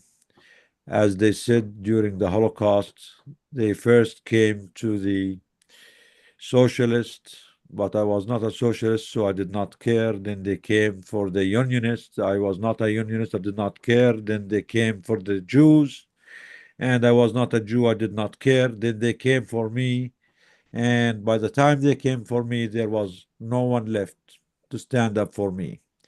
And I think this is a lesson that you highlighted very well, that we are all targets, we are all in this, and we should stop it. First, out of our own humanity, out of our own deep belief in justice, equality, and that all human life is equal. But even for those who don't want to do it out of this, they should do it for their own sake. And if anyone who allows this to continue, they are doing this at their own peril. And one day they might be the next target. Thank you again, Professor Finkelstein. Dr. Hawash, do you want to introduce Dr. Jill Stein, our honorary DAG member? Thank you, Dr. Jill. Thank you, Nidal. Thank you, Professor Finkelstein. Thank you for all our speakers. This is the power that we lean on to create our movement that will hopefully make this world safer and free of genocide for all of us. Just now we heard that another hospital was targeted by Israel. The 5th floor of Al-Wafa Hospital was bombed. Students of the Islamic University College of Medicine were taking their internal medicine exams. 2 students and a teacher sustained minor injuries, and 7 hospital staff were killed. This is what we are up against. We focus our eyes again and again on Gaza, and we focus our eyes on our colleagues, and we will do everything in our power to stop this, release the hostages, and release the doctors who have been kidnapped, and put the safety of our people first. Before I introduce Dr. Jill Stein, I just want to point the attention of people that we have several links in the chat. People are asking what to do, what actions to do. We do have the Advocacy Day on the Hill on the 8th of January. That's a good day to join. We also have a petition to release Dr. Abu Safia that we will share widely with the Congress and the Senate and the current administration. We are also approaching the new administration with our requests, our legitimate demands to end the genocide and provide safety for the children, for the civilians, for the hospitals. And I would like to introduce my personal friend and our Doctors Against Genocide member. We're very proud of you, Dr. Jill Stein. Dr. Jill Stein ran a very principled presidential campaign that was squarely focused on anti-genocide, amongst many important principled social stances to improve our country. We supported her, we spoke with her, we attended rallies with her, We look forward to continuing the fight with her, and the future is ours, Dr. Gilstein.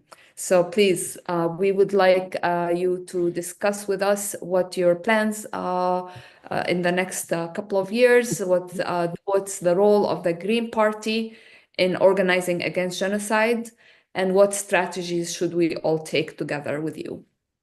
Thank you. Thank you. Thank you so much, Dr. Kumaral, and also to all of the doctors in Doctors Against Genocide, and to everyone here who has made such a powerful impact in this struggle. And your words are amazing. These words should be heard by the whole nation, by the whole world. And there's no doubt that these words are being very specifically suppressed. This is a very threatening conversation because, as others have said, there's enormous, widespread opposition to this horrific genocide, which becomes more horrific by the day, and which the assault on all of the hospitals, but in particular, this very dramatic 2-month and longer assault on Kamal Adwan Hospital, and the amazing bravery of their staff, like all of the medical workers in Gaza and those in Doctors Against Genocide and other organizations who've gone to support the struggle for healthcare. But this struggle around healthcare is such a profound symbol of this fight of the best of humanity, exemplified very much by Dr. Hassam Abu Safia. He is really such an incredible, heroic example. And I think so many people have seen now the photograph of him in his white coat, marching, walking away from the ruins of the hospital towards these tanks, perhaps being arrested. I'm not sure what the setting was, but this was just before his arrest. And it's just such a symbol of the selflessness, of the incredible sense of humanity, and the dedication to service after he himself had been injured by the attack of the IDF previously. Maybe 5 or 6 weeks ago, he had been injured. His own son was killed.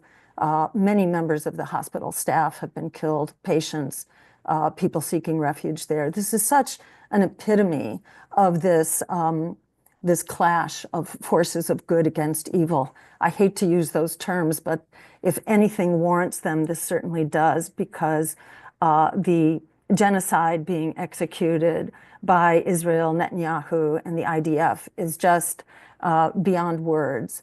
And in the same way that the darkness, the brutality, the utter depravity of this assault is one extreme, the other extreme is the incredible human spirit that's on which the healthcare workers are acting, which Dr. Abu Safia exemplifies, and which the whole spirit of the whole world really has unified against.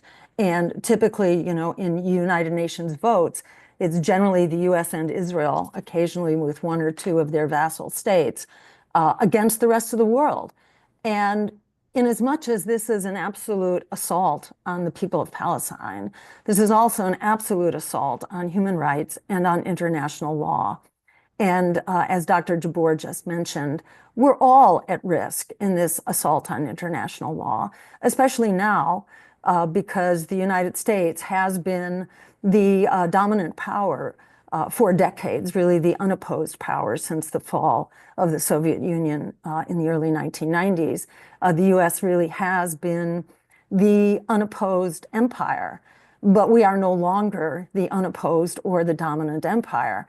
And it's very clear, not to those in power, but really to the rest of the world, that we are now in a multipolar world, and we very much need to act in a shared power setting. We need to go from being the bully in the schoolyard to being an adult in the room with the international community, operating according to international law and human rights.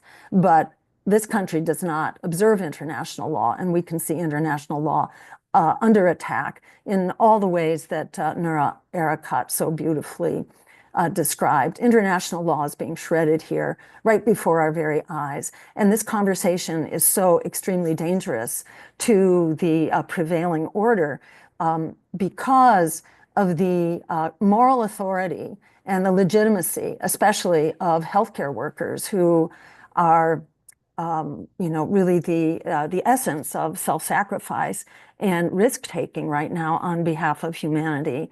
And so there's enormous moral authority here, and a big shout out and thank you again to everyone here, and especially to Doctors Against Genocide, for your bravery and your courage and standing up as you did the other day, as you just described, at a Detroit hospital and being targeted and silenced and threatened with arrest. It's very much not just international law and human rights that are being destroyed. It's really our democracy, which is under assault. What's left of our democracy, what's left of our civil liberties, our right to protest, our right to free speech and freedom from censorship. And I know that everyone on this call has really been very much targeted in so many ways. And along with the suppression of our right to free speech and our right even to talk about what is the majority opinion in this country, that is being suppressed. We are being threatened in all kinds of ways with loss of jobs, loss of status, with arrest for exercising our basic freedoms of speech. But for those who've been confronted by the police, we know how much our police forces have likewise been corrupted very much by the IDF. And in fact, the Israeli occupation forces, shall we call them, it's not a defense, it's an occupation. The Israeli attack forces, are now in the business of training police forces all around the world and in this country through these arrangements whereby state forces are being trained by the IDF. And the cop cities, which are being constructed all over this country, are places where these very violent and oppressive and dehumanized tactics in policing are being taught to our police. So it is, it's not a simple matter to simply exercise our basic freedoms here in order to right the cause here. And when you mentioned, Dr. Kumail, what my plans are, I see my plans not different from the plans of the rest of us, which is to really fight like our lives depend on it, for our democracy and for a foreign policy that reflects our democracy. Because, our political system is bought and paid for, our Congress is bought and paid for by AIPAC, by the war machine, by the health insurance industry, by the real estate developers, et cetera. The problem that we have in foreign policy is the same problem we have in all policies. And I don't mean that to be, a doomsday declaration, but actually rather a declaration of strength. And I want to cite here two people, Frederick Douglass, who said, "Power concedes nothing without a demand. It never has and it never will." And thanks to Doctors Against Genocide for helping to lift up this demand of basic humanity to end this, this genocide. But that demand, goes way beyond the healthcare profession. And I think, it's not rocket science to say that there is no right to healthcare in a genocide. And we cannot really establish functioning hospitals and a functioning healthcare system in the midst of a genocide. This is really a microcosm of the genocide that we are witnessing at Kamal Adwan Hospital. And so this is very much part of a bigger fight. And the bigger we can make this fight, the stronger our voices will be. Because in fact, if democracy prevailed, there would be no genocide right now, as Medea Benjamin mentioned. And again, a shout out to Medea for her, incredible bravery in confronting these abuses of power in so many ways and putting herself at risk and being subjected to physical abuse as well for doing so. As Medea mentioned, it's 68% of Americans who oppose the genocide, and it's something like 62% who are on record as demanding that we have a weapons embargo right now. The American people support that. Some 52 nations around the world have already signed on to calling a letter calling for a weapons embargo. We need, in my view, we need to mobilize as many voices as possible.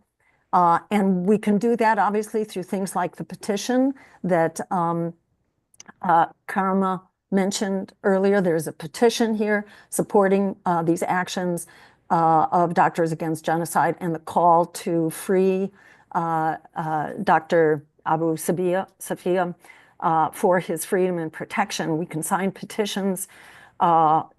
We should undoubtedly also have letters, a letter writing campaign and a phone call campaign to members of Congress, as well as showing up. And I think it'd be wonderful for us to organize at least a day, if not, regular days, where the general public can come in support of the doctor's plea with the moral authority, because what's going on in the healthcare system is it is a microcosm of the genocide. It really contrasts the utter depravity of this assault against the utter humanity and self-sacrifice of the healthcare workers. It is a teachable moment, and the more people who are involved in this, the better. We ought to have, I think, a petition among healthcare workers in this country as well, because so many of them have tuned out. And I think it's this is a teachable moment and a teaching opportunity to actually let people know exactly what's going on and request their support here for just our basic, healthcare institutions that are under attack in violation of international law in a way that puts us all at risk. And I want to make one last point here, which is that this overall corruption, of our democracy that we see playing out in Congress, that we see playing out in our elections, the role of big money in basically charting our course here, it has another impact, which is that people are suffering in this country. There's a war on working people here, in the same way that there is a war on many of the countries around the world. In Dr. Martin Luther King's words, "My country is the greatest purveyor of violence in the world today." It was true then and it's true now. Well, accompanying that war around the world, there's also a war here on working people, which I know people are very aware of. Working people and the marginalized communities of color, immigrants and so on. And I saw a shocking statistic yesterday. This just came out that there's been an 18% increase in homelessness just in the last year. That's absolutely unparalleled. This in a country where, the 3 billionaires own as much wealth as the lower 50%, where some 66%, I think, of Americans now are living paycheck to paycheck, where half of all renters are struggling to keep a roof over their heads.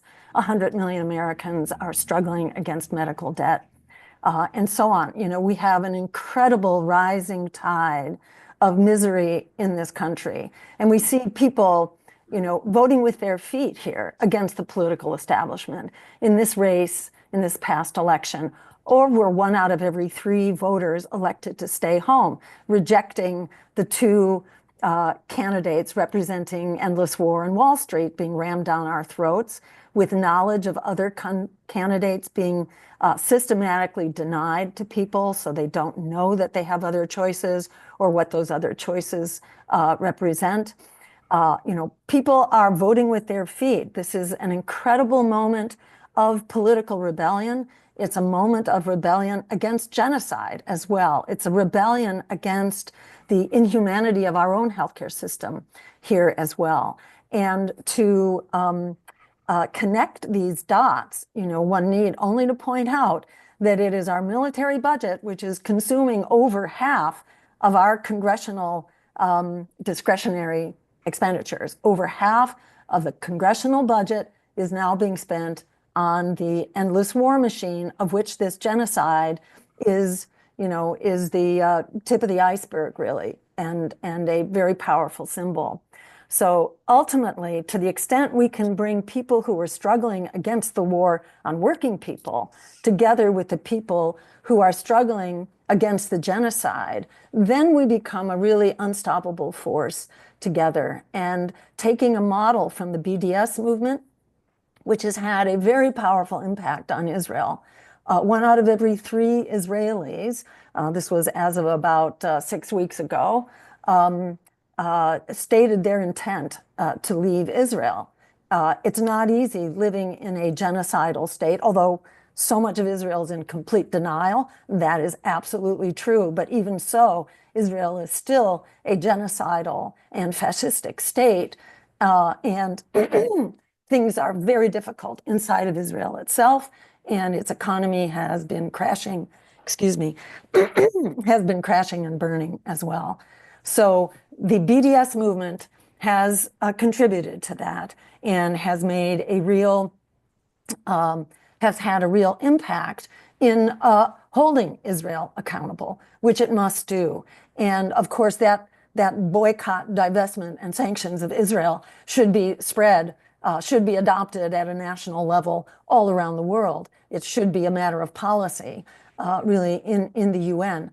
But in the meantime, here, whatever we can do to help mobilize working people together with people of conscience and the opposition to the genocide being conducted in Gaza, to the extent that we can begin to organize that as a day of boycott, for example, a day of a work stoppage or something on that order that begins to actually have real traction and begins to actually use the power of our numbers to overcome the suppression of our democracy, to begin to actually have an impact with specific goals. For example, a weapons boycott.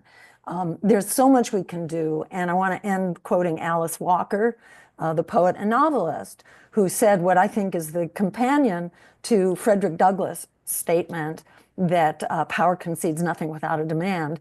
Well, as Alice Walker pointed out, the biggest way people give up power is by not knowing we have it to start with, and by connecting the dots among the various dimensions of this struggle, because the struggle against empire and genocide is inseparable from the struggle against the war on working people here at home and around the world. The more these struggles are connected, the more power we have to actually take back our democracy and an America and a world that works for all of us. And I look forward to our continuing work together. Again, thank you all so very much. Thank you, Dr. Jill Stein. Thank you for being here. Thank you for being a strong voice for justice and equality and humanity. We learned a lot from you. You have been an inspiration for us, and we're looking forward to continue to work with you in the next few years and to explore all kinds of ways to create a better world, a better system than the failing system that we have been all living under. And thank you for being with us today. We want to apologize to all our guests here and all the people who are on the Zoom call because meeting is taking longer. But this was done by design because we think our colleagues in Gaza, the people of Gaza, deserve that we try to have all the voices out there to speak out for them, to brainstorm all of us ways that we can help our colleagues, our doctors, and our people in Gaza. So the more, the better. We need to unite all our voices. We need to unite all our ideas. We need to do everything we can. I know it might take us a little bit longer, but that's fine. Dr. Hussam, his colleagues, the people of Gaza deserve it all. We're going to go a little bit off schedule because we have one of the doctors, Dr. Falashin Silvani, who has been on multiple missions to Gaza, and she is planning to go to Gaza next month. She has 2 missions. She's leading them, going into Gaza next month. She has another meeting the that she has to go to prepare her mission. So we'll give her a few minutes to share with us, what's happening with her, what was her experience, what difficulties or obstacles she's facing now with her missions, and how much support she needs for her mission to be successful. And again, I think her first mission is going to be January 8th. The second mission is going to be January 23rd. Dr. Farasheen, welcome. Thank you for being with us. Go ahead, share with us your experience, and what do you want our guests to hear from you? Thank you, Dr. Jabbour. Sorry, guys, I know it's, I'll make it quick. So basically, I've been to Gaza three times so far. Will be my fourth one going. I do organize and coordinate these missions as well. And as a matter of fact, I just got off the Zoom meeting with the team that's going in 2 weeks. And I go in as a physician as well.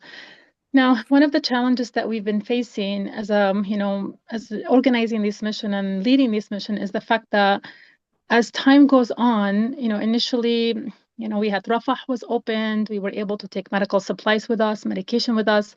So that was somehow, it does not justify the fact that we are, they don't have more supplies, but at least we had some access that we were able to take some medical supplies with us, some medications with us. However, after Rafah border was closed, now we're going through the Jordan, we're very limited about how much we can take with us. We are very limited about, we're not able to take any medications with us unless if it's your personal medication. We're only able take a very small instrument kit with us for the specialty, but that's very challenging, especially with many of these cases that I'm sure you're all aware of, is they're very complex cases and they require multiple subspecialty to work on one patient.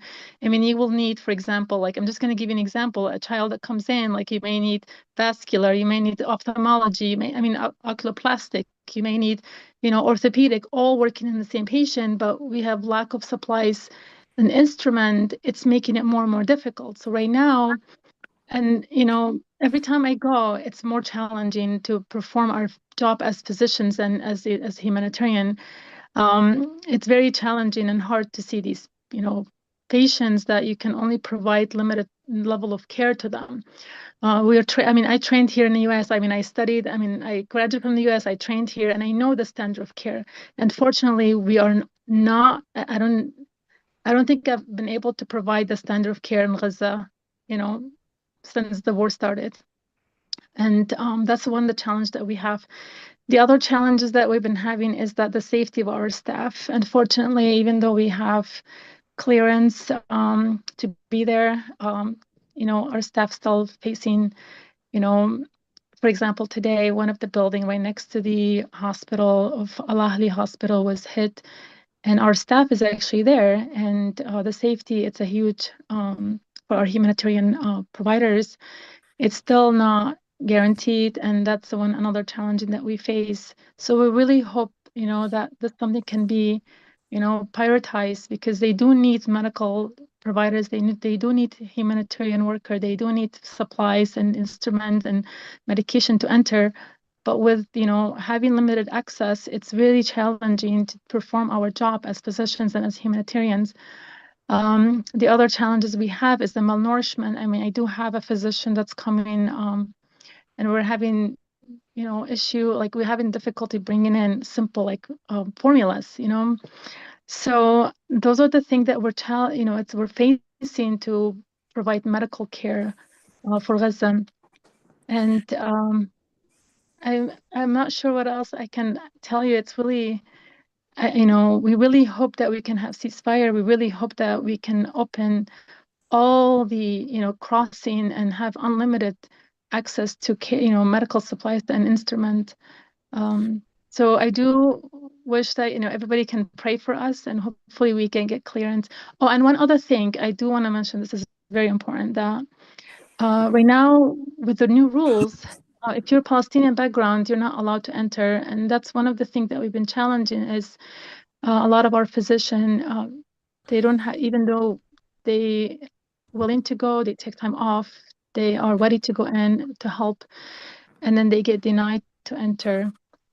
from the beginning, from Amman. So to go to Gaza. So that's another challenge that we have. It's having access to the subspecialties that we need because they are being denied. Thank you, Dr. Silvani. I know you have another call. You have to jump on to continue preparing for your upcoming mission. Dr. Silvani is a member of Doctors Against Genocide. She also has been working with Rahma worldwide. These missions are being organized by Rahma worldwide with full coordination and support from Doctors Against Genocide. So we really need donations and support for this mission to support Dr. Farashin and the doctors who are going with her on this mission.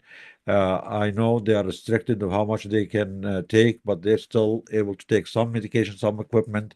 So please donate to Doctors Against Genocide and or Rahma worldwide. So the least that these doctors need to worry about is having enough money to buy whatever they can get from medications and supplies. So thank you, Dr. Farashin. Thank you for being here. And you can go on your other meeting. Thank you so much. Now I want to introduce a fellow brave American. She has been an inspiration for all of us in this past year of genocide. She's been a strong voice calling out the genocide and refusing to have her country, America, and as a true patriotic American, refusing to have her country being complicit and partner in a genocide. We have Josephine Gilbao. I'm sorry if I'm not saying your name right. She's a former 17-year Army veteran, former intelligence officer who worked for various intelligence agencies, holding the highest level security clearance, and a determined patriot for the American values and humanity. Welcome, Josephine. Please share with us your take on what's happening, and thank you for being brave and a true patriot American. Thank you. Well, thank you for having me. First of all, I want to address anyone that's in Gaza right now and just know that you are in my thoughts and actions. Each action that I am taking is in support of you to end the atrocities that we are witnessing. What I wanted to do today is actually use my time to address the American people and the incoming to the politicians and incoming Trump administration. And before I do that, I want to lead with a scripture that resonates with me as a Christian, and especially as a mother of four. Faith without works is dead. And so as we think about that, and I read this statement to Americans and our politicians, I just want you to keep that in mind. Americans and citizens worldwide, it is with an urgent and heavy heart I am speaking as we bear witness to a humanitarian catastrophe of unspeakable proportions unfolding in Gaza. Over the past months, we have seen an escalation of violence that has led to the death of thousands of innocent civilians, men, women, children, whose only crime is that they are caught in a circle of conflict they cannot escape. This is not just a tragedy for Gaza, but for humanity. This is not about politics. This is not about Democrats or Republicans. You can see my sign here. From the left to the right, we must unite. This is not from the green to the independent. This is not about politics. This is about human dignity. We cannot allow this to happen. The world is asking us as Americans to do something, and we must answer. So Americans, please raise your voices, engage with your representatives, and demand that our government take immediate action. The time is now. You must go to their offices, email them, demand town halls, attend council meetings, go to Congress with Code Pink, organize your own group to go to Congress, demand to see your representatives, print off the amnesty report, print off the Save the Children report, print off decades of United Nations documentation showing violations against the Palestinians, and demand that your representatives read them. The people of Gaza are calling for us. The American people, we cannot fail them. To the politicians and incoming Trump administration, especially the Trump administration. As a former Republican and someone who supported Trump his last term, I am demanding that you listen to even the conservative Americans like myself who are calling for action. Israel is not an ally to the American people and values. We refuse as Americans, as Christians, as veterans, as citizens of the world to have an alliance with a country committing these atrocities. They have bribed and stolen money from the American people, leaving our country in the midst of an economic crisis with 44 million people living in poverty in America, 27 million without health care, veterans are homeless, and over 22 plus committing suicide every day, including my father, who was a veteran, who died by suicide, who I grew up watching struggle, fighting for health care from the veteran affairs and never getting it. Now, while you send these weapons to commit genocide, the American people are suffering more and more with no help in sight. The situation in Gaza is beyond urgent, and we need you to act now. The American people and the world are watching you fail, both our country and humanity, in every way. While you refuse to address the root cause of the conflict, which is Israeli settlement expansions, a blockade on Gaza, restriction of movement. I saw this woman and her toddler with a white flag getting sniped. I saw it with my own eyes. You can never take that memory away from me. This is what they are doing. The lack of political progress on a Palestinian statehood is duly noted. It is beyond time to give these people the dignity they deserve. As a 17-year veteran, looking back on my service, with the reality and truth, I find it ironic. We called our deployments Operation Iraqi Freedom and Operation Enduring Freedom. We were never there to free anyone. It was all perpetrated by Israel and the powers of the Zionist community that unfortunately extend into the governments of the United States of America. This truth will never, and I repeat, will never fit back into a box. The world has woken up to our hypocrisy. It will never go back into a box. So while we watch our administration right now cling with their claws to every legislation they can pass to try and stop us, it will not work.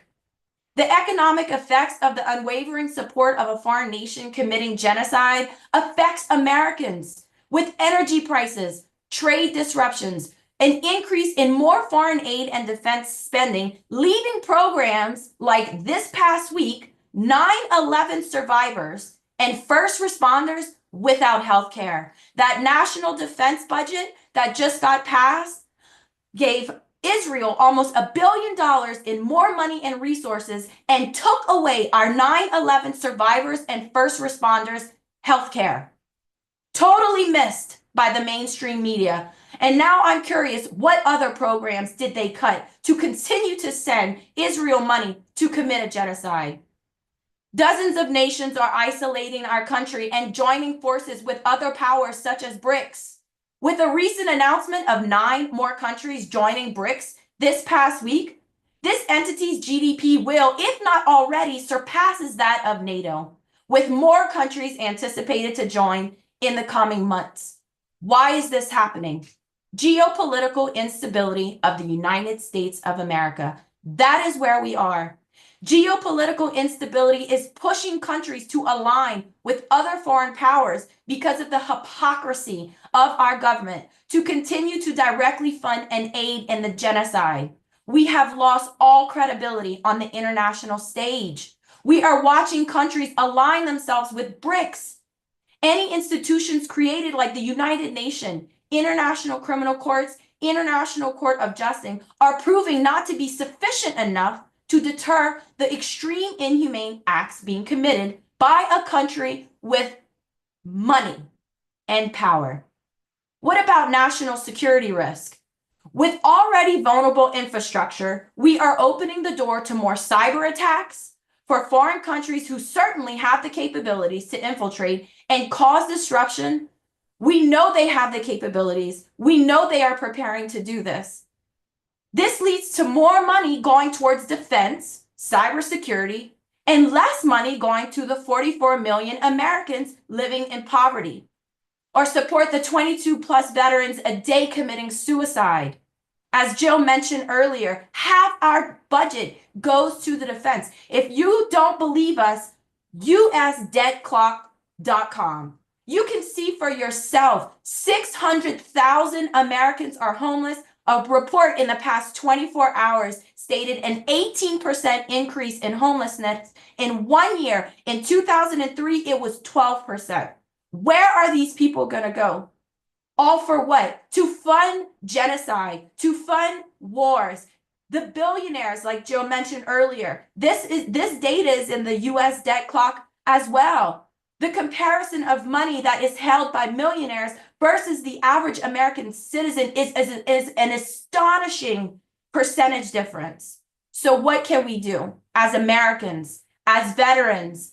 We need leaders. We need leaders to organize in communities. We need to build groups that approach our representatives, that make it clear to our representatives what our demands are. We have to do this. We have to go to their offices, go to Congress, and confront them to their faces.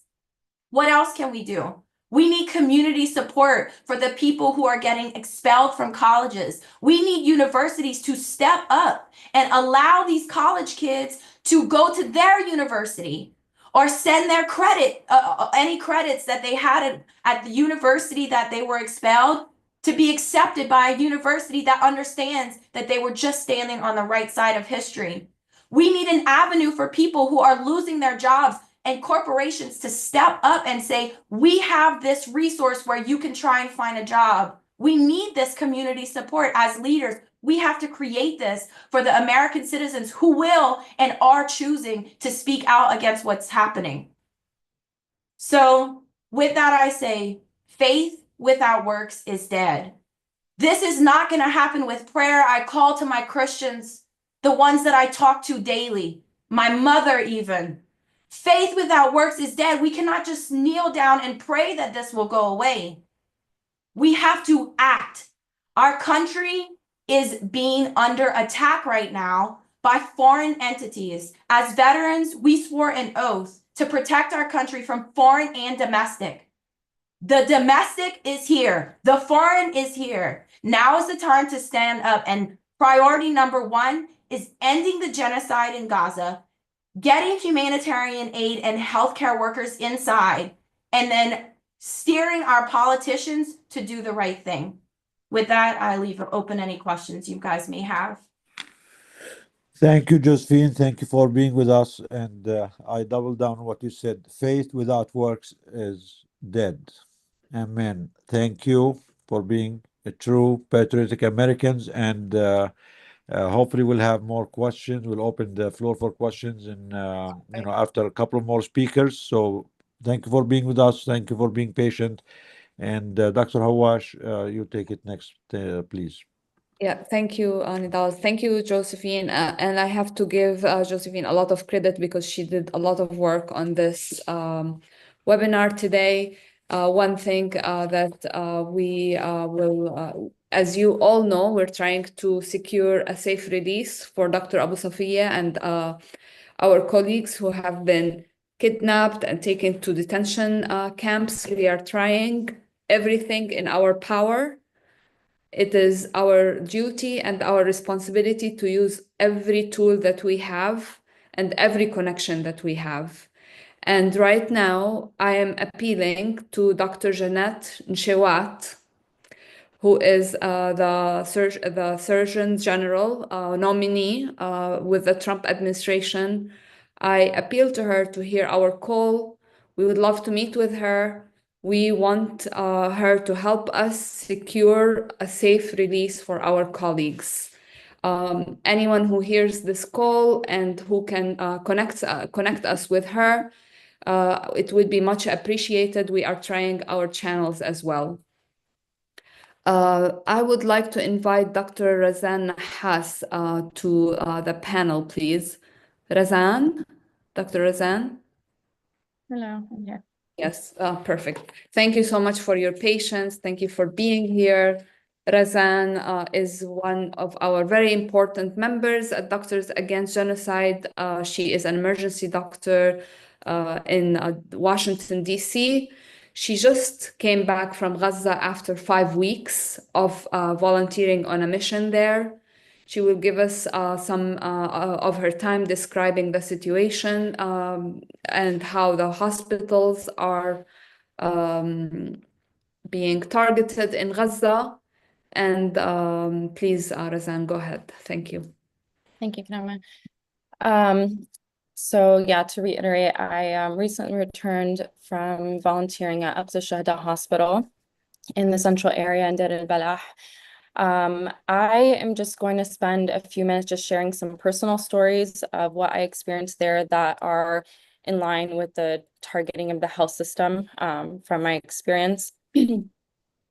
Al-Aqsa Hospital currently is serving a population of 1.2 million people. It was meant to serve a population of 250,000. Every day was filled with cases of explosive injuries, quadcopter shootings, burns, and in line with what Dr. Perlmutter mentioned, about 80 to 90% of the patients in the mass casualty incidents were children.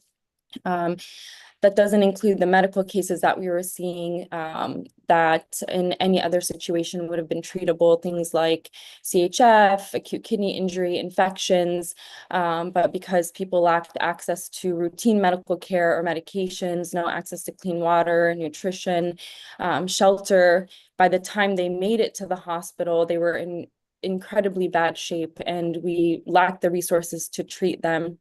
I was shocked by the number of young patients in acute renal failure requiring dialysis.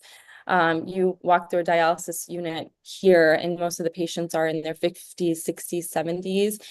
I walked through the dialysis unit, it was teens and 20s and it was shocking. And when I would try to ask and understand, there was no real explanation for why this was happening, but the assumption is just that due to the lack of clean water, proper nutrition, dehydration, that they're just seeing unprecedented numbers of renal failure in young populations. While I was in Gaza, the attacks on the hospitals in the north had already begun escalating.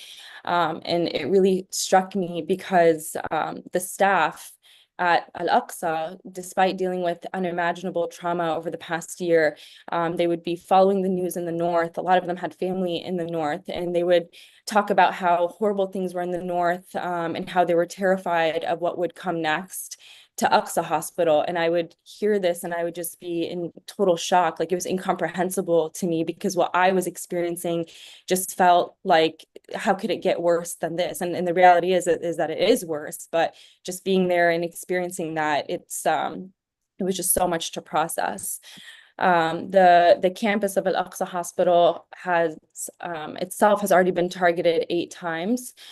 Just a few days before I arrived on October 14th, the Israeli forces bombed the grounds and a fire spread through the tents where displaced people had been sheltering. I'm sure many of you saw the horrific photos and videos that came out from that incident.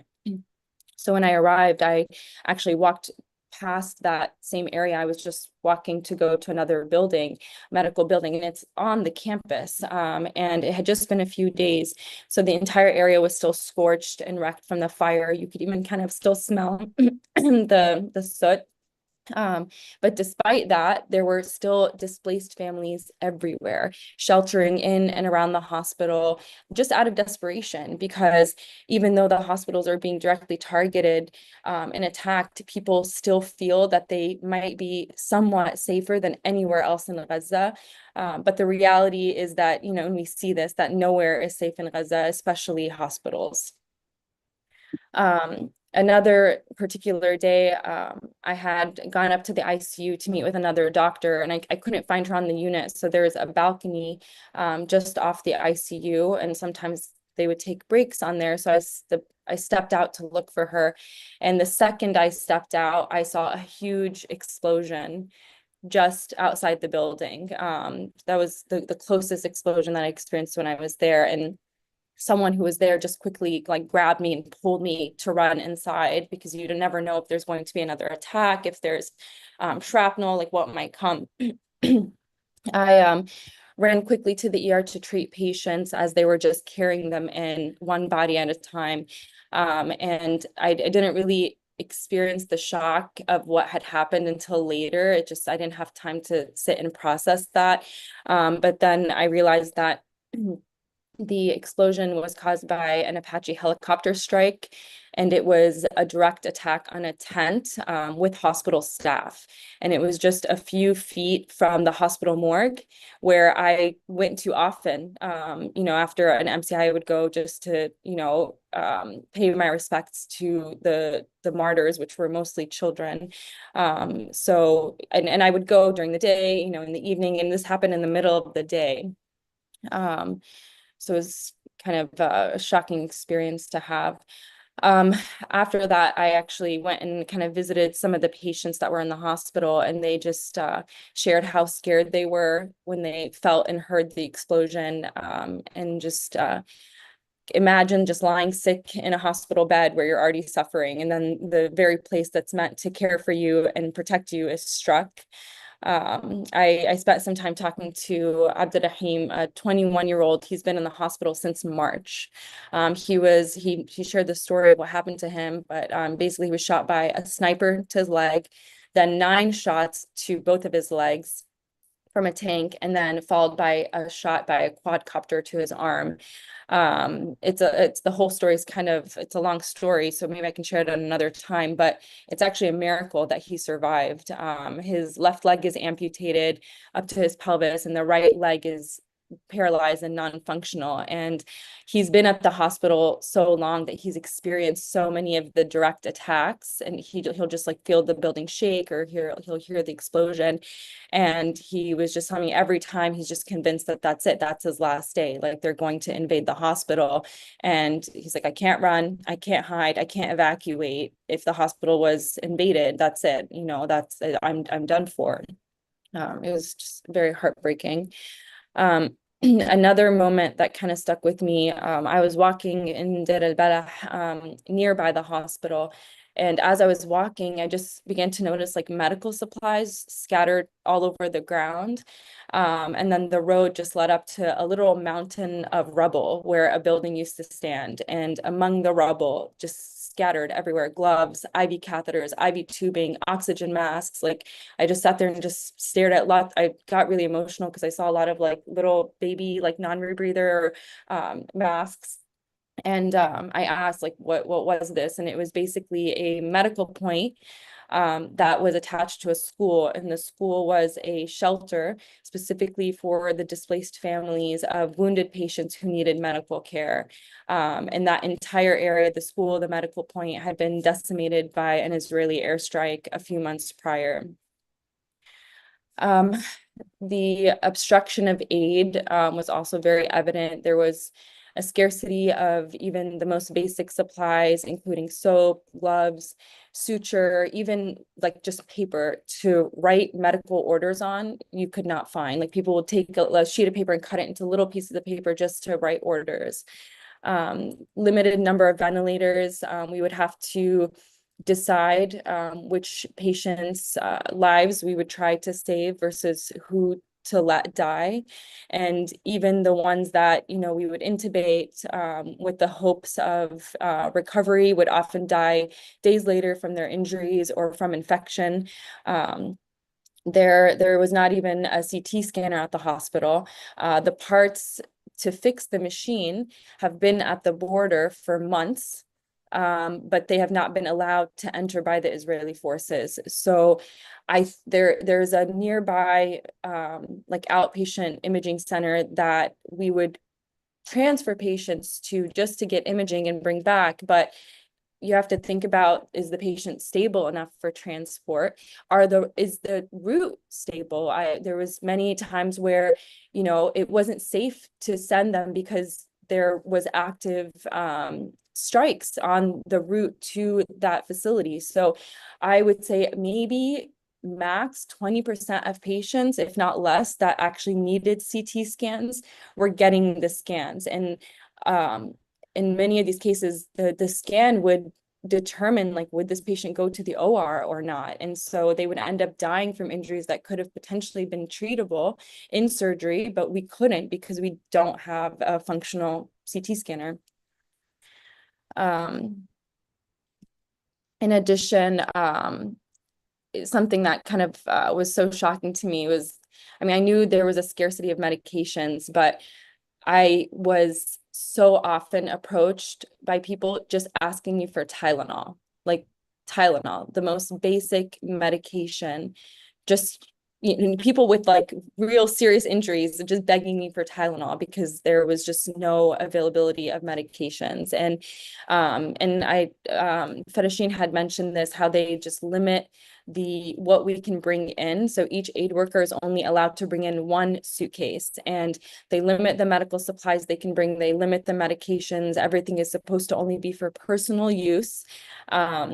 They've banned or turned people around for trying to bring in supplies to help people.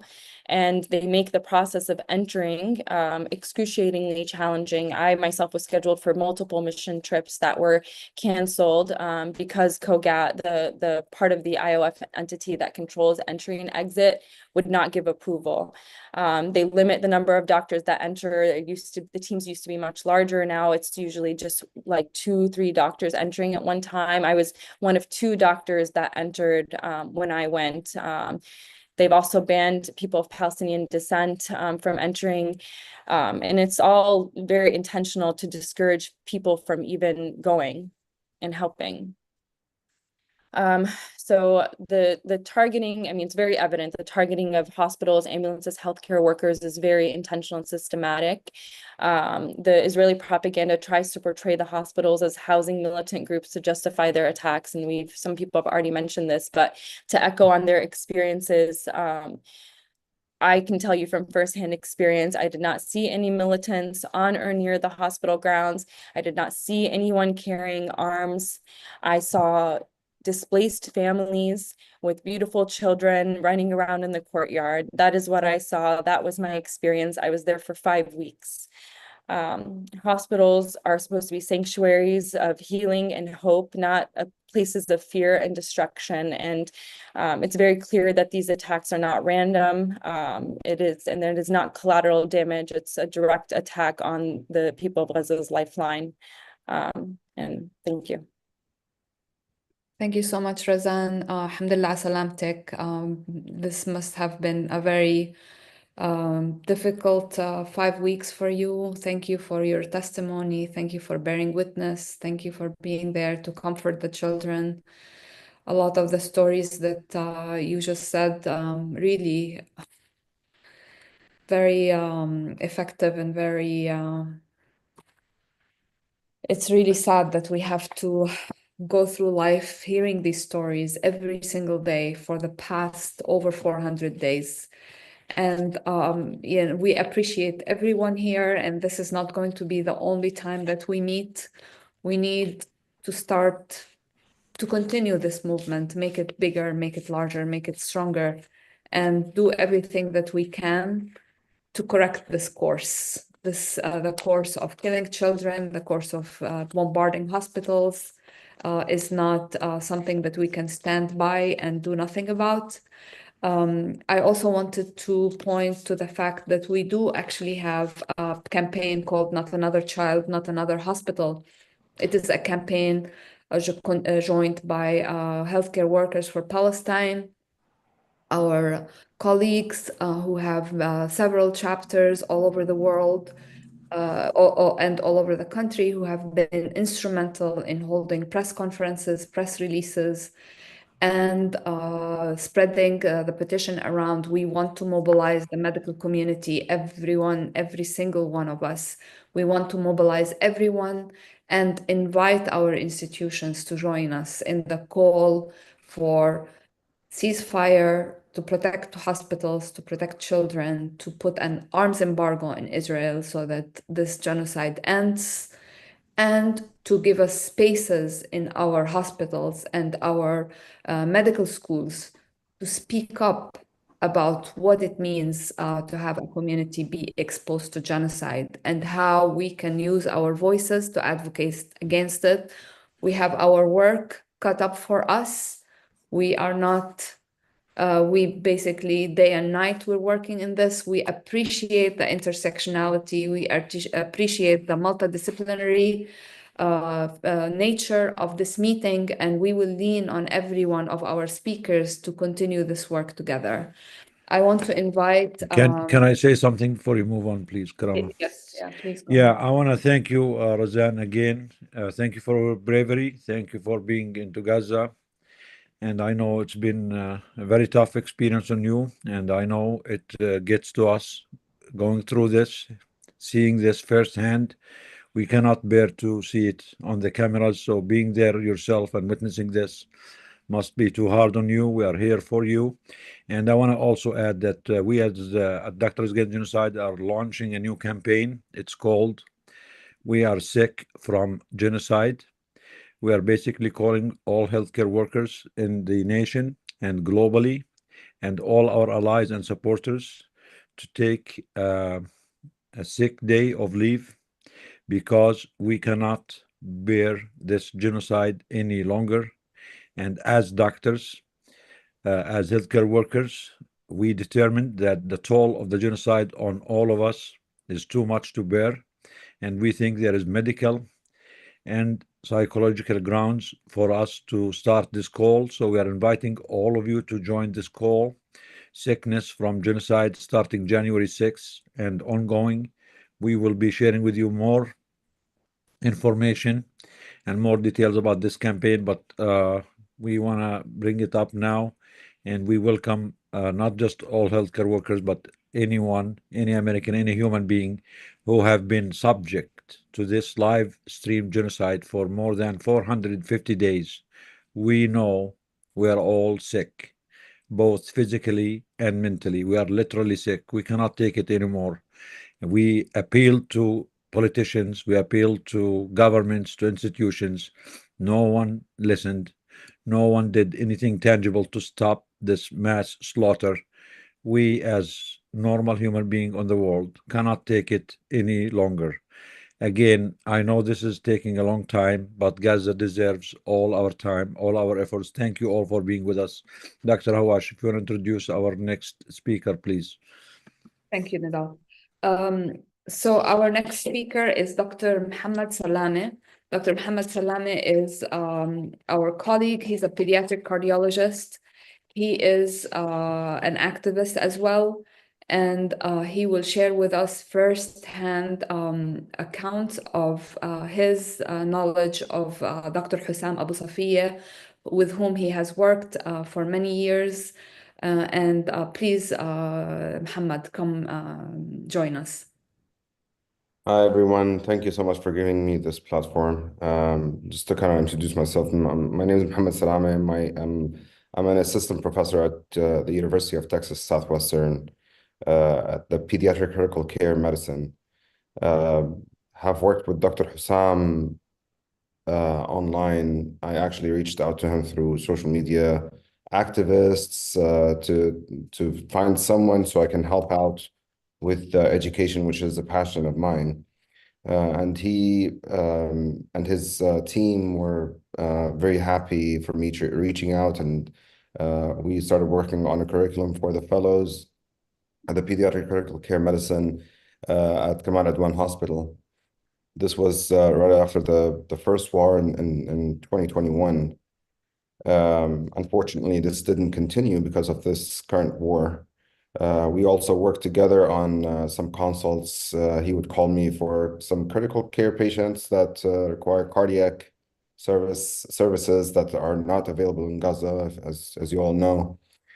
I have not enough words to describe this amazing human being. And it's very difficult to know that he is now abducted by the IOF.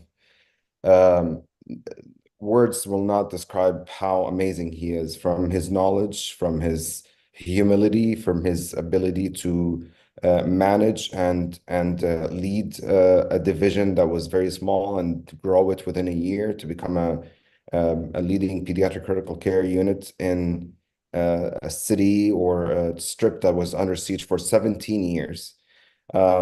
Yet the other countries, other surrounding countries, do not have a pediatric critical care unit in an entire country that has all the support from foreign governments. So, and just a very quick reminder that actually Dr. Hussam did not choose to be a hero. He did not choose to be a hero. He was forced to be a hero. So let's just remember that those heroes that we are seeing, Dr. Hassan, Dr. Adnan Bush, all of them did not choose this. So they are not part of this war by choice. So let's just remember that and make sure that we all agree on that. One of our colleagues in Gaza, also Dr. Majid Awadallah, was supposed to join us today, but he's not able to because he doesn't have internet connection. I asked him to send me a voice message to basically give us some testimony about Dr. Hussam. Unfortunately, he was not able to send a voice message because he does not have enough internet to send voice messages that long. So he texted me, and I'm going to read what he texted me. This is the translation of his message. I will write to you quickly what I want and desire to convey to all those gathered in order for peace to prevail and the war with its woes to end. One of the chapters of which was the arrest and the abdication of my colleague, Dr. Hussam. I worked with Dr. Hussam after I retired from my job. So Dr. Majid used to work with the Ministry of Health as a pediatric intensivist. He's very well trained. So he retired from his job, especially after 2019. He asked me to help develop the children's department at Commander Adwan Hospital. The idea was born and grew quickly to become establishing a pediatric intensive care unit. The department was born within a year and developed and became competitive over the days and months.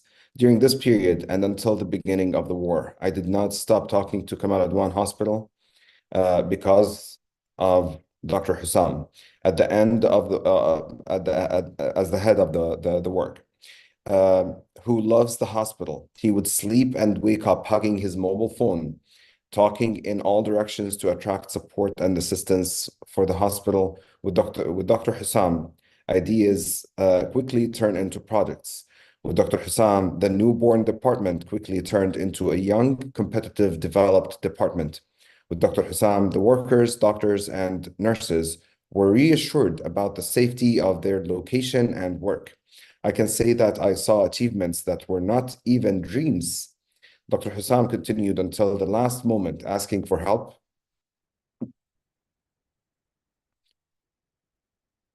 and calling for peace for the patients and the injured. The hospital specializes in childbirth and children, and these specialties are the foundation upon which the universe is based in survival and continuity. I wish Dr. Hussam's freedom, and I wish health workers, this is very important for all of us, please. I wish all healthcare workers a suitable work environment that ensures safe access to patients, hospitals, and various work sites. We hope that institutions, associations, and individuals extend a helping hand for those in need of healthcare. Just imagine a pregnant woman who cannot find a place to give birth, and imagine a child who needs warmth but cannot find it and dies of cold without healthcare. This is the end of his message.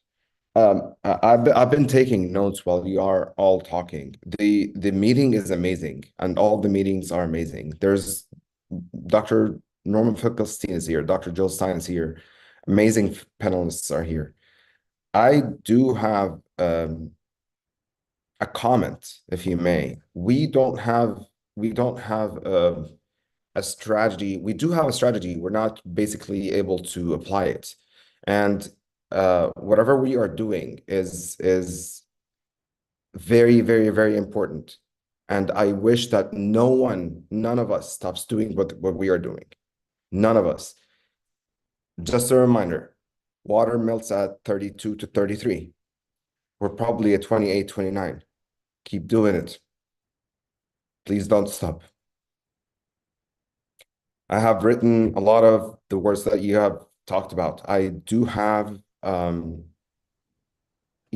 summary of the strategy that I have in mind. I don't think that it's the perfect strategy. I do think that it is the strategy somewhere that where we can start. I will share this with the Doctors Against Genocide leadership. But let me just go ahead and talk about what I think is important for us to do to have Dr. Hussam and the other doctors released to start with and stop the war on the hospitals. The first thing is pressuring governments. Dr. Jill Stein has already talked about that. I don't want to repeat everything because of in the interest of time. So lobbying needs money, calling representatives, media coverage, social media, petitions, you name it. The second point, work with other organizations. We just had someone from the UN give a speech now, and she shared some of the documents. We need to document the genocide, and basically this is beyond genocide now. It's actually a war against the humanity. We need testimonies to be actually given to those organizations. We need teaching and learning and sessions for doctors. We are not trained to do this. We're not expected to do this. We should be taking care of our patients. The third point is working with our hospitals, which I know Nidal and Karama actually went to Dearborn and they were about to get arrested. So we need to work with our organizations and hospitals. I can tell you now that I don't know if Dr. Farasheen is still online. I think she got off. She was trying to recruit me to go with them in January to help out.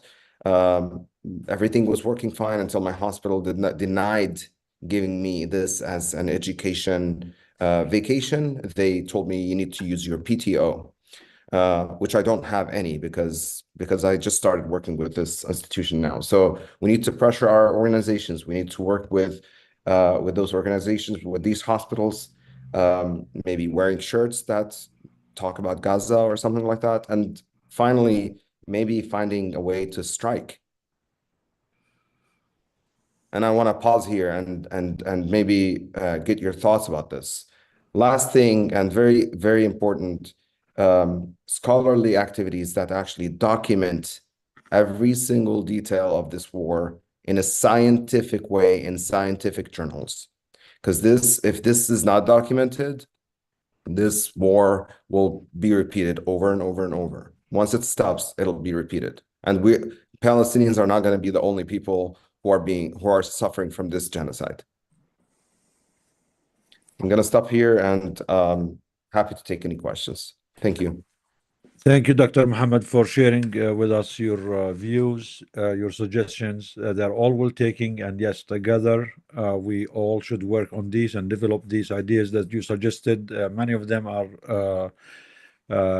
projects that we're already working on, and please join us and let's make this world a better place for the healthcare community and for humanity in general. Thank you for sharing your first-hand experience with Dr. Safia, how human this doctor was, how professional he was, and for speaking to his true character, this same character that has been assassinated by Israel in the last few days, claiming that this doctor was a terrorist or part of Hamas. And I think we all know that these are false accusations. We will talk about them in a few more minutes, but I want to introduce our last but not least speaker, our friend, Dr. Yiping G, Canadian doctor. I call him one of the medical heroes of our age. Dr. Yiping has been to Gaza, and he will be sharing his first account testimony of what he saw there. Dr. Yiping also has been punished by his hospital, and he was fired from his job for speaking out against the genocide. Dr. Yiping, thank you for being here. Thank Go you for ahead. having me. Thank you. And yeah, it's good to be with other folks that continue to organize, continue to galvanize and mobilize other people to strengthen the base for a movement for collective liberation for all, including Palestinians. I want to start by just acknowledging I'm calling in from unceded, surrendered traditional Algonquin Anishinaabe territory, who are the traditional stewards of this land that I'm calling in from. And it's from that understanding of the genocide of Indigenous peoples on occupied Turtle Island, or so-called Canada, that I went into medicine to understand structural and also colonial determinants of health. And it's from that work in public health and understanding systems and how they affect people's health and experience of disease and illness that I stumbled upon Palestine because of the issue of settler colonialism as a major determinant of health, affecting self-determination, liberation, affecting the ability to live a long, fulfilled, healthy life on occupied or in occupied Palestine. And I think there was a degree of naivety or innocence that I had in wanting to dismantle systems of oppression, including colonialism, patriarchy, capitalism, structural racism within medical institutions like the University of Ottawa's Faculty of Medicine, where I sat on their highest governing committee up until last year, where I sat on the board of directors for the Canadian Medical Association, the national organization in Canada representing physicians and medical learners. I climbed the ranks within these institutions as a medical learner, as a medical student, and later as a resident physician and as a family doctor, thinking I could change these institutions from within.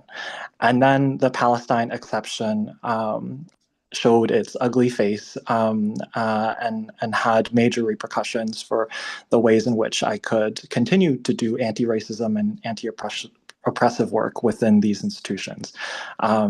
Being faced with a suspension that was later rescinded, and the university even went as far to ask for the university to give me an apology, which still has not happened, and had also led to my resignation from the Canadian Medical Association because of sustained bullying and intimidation, manifesting as anti-Palestinian racism, where as we all know, that for Palestinians and allies of Palestinians in their struggle for self-determination liberation, to do the bare minimum of speaking up to humanize Palestinians who face the rhetoric and politics of dehumanization, you are faced with defamatory remarks, you are delegitimized, and you are disproportionately punished by institutions. And it's not a mistake that this happens, right? It's by design. And understanding that these systems, major institutions, even medical institutions like hospitals, how their capitalist and colonial interests are just so clearly blown wide open because of what we're seeing in Palestine, what we're seeing in Gaza. The capitalist and colonial interests of these institutions are so clearly linked with the genocidal colonial settler state of Israel because their interests are the same.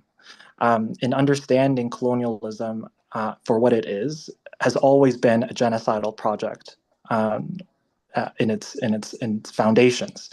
And so when we can understand that, I guess we are closer to dismantling. But for me, I think that was a really important lesson that came around this time last year. Even though I did understand the ways in which Indigenous, First Nations, Métis, Inuit lives on occupied Turtle Island are dehumanized, and their struggle is often depoliticized. How that has also been as a result of Indigenous communities pushing for liberation through all the ways necessary to ensure that their stories, their narratives are on the public record, and that the crimes of genocide continue to be documented. I do want to share when I was in Gaza earlier this year, or before even entering Gaza, I was supposed to go to Al Nasser Hospital in Khan Yunis, and we were unable to because the hospital was surrounded by tanks and later besieged while we were in Rafah, providing primary care at one of the things that was mentioned earlier was a medical point that was at a school shelter. That was one of the places that I worked at the Dar Al Fazila medical point in central Rafah, which probably does not exist anymore. The other primary care clinic that I worked at was the Tulsatan Primary Care Clinic that I understand later in May when I was trying to re-enter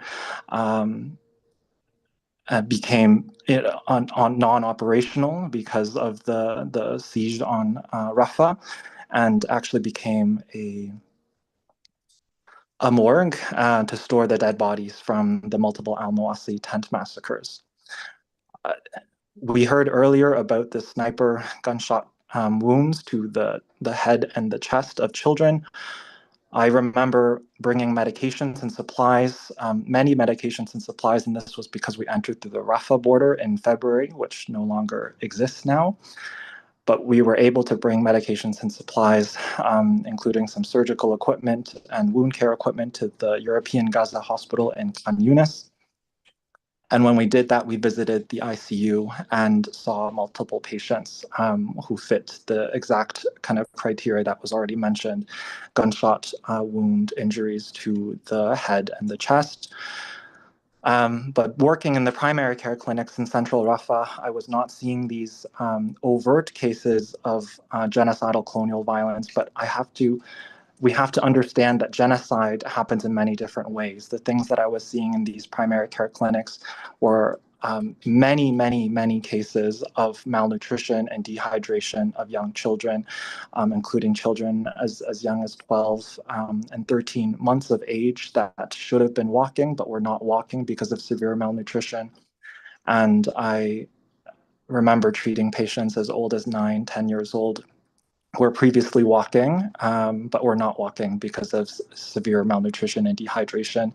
We saw multiple cases of suspected rickets disease, which is abnormal bone growth due to severe vitamin D deficiency due to malnutrition. In the case of over the course of just a single morning in the clinic at the school shelter. And this was in February, right? This is like almost a year ago at this point. And everything that was shared from the testimony of other doctors on this call about the hundreds, if not thousands, I think thousands of trucks lined up at the Rafah border, and these trucks were, getting to the point where their medications and supplies were expired when they were at the beginning of when they reached the beginning of the line, and only to dump their expired supplies and medication at the border, not to even cross over the Rafah border. And so the ways in which genocide happens is manifold, and of course we have to pay attention to what is happening and always center the people of Gaza, the people of Palestine, as they experience this genocidal colonial violence on their bodies, on their territory, in all these different manifestations, including forced starvation, including the direct bombings and targeting of healthcare workers, where we know there are many cases of healthcare workers being targeted because they're wearing white scrubs or white coats, because they're wearing scrubs, and they're targeted and detained because they provide life and humanity in the face of genocidal colonial violence. And where there's hospitals, where there's clinics, that is where life persists and resists and remains. And this is what Israel continues to want to destroy very intentionally because of the machinery that is colonialism. And I think it's really important to everyone to remember that this colonial violence by Israel started in 1948, and it's been a 76-year-long genocidal campaign. I will end by sharing that I think to understand that this is the machinery that we're up against, it is also important to know how, as us, many of us, I think, on this call, where we are calling in from, we are calling in from the belly of the beast, of these colonial, imperial nation states that were born out of genocide and have the same capitalist and colonial interests as Israel, and that is why they're doing what they're doing.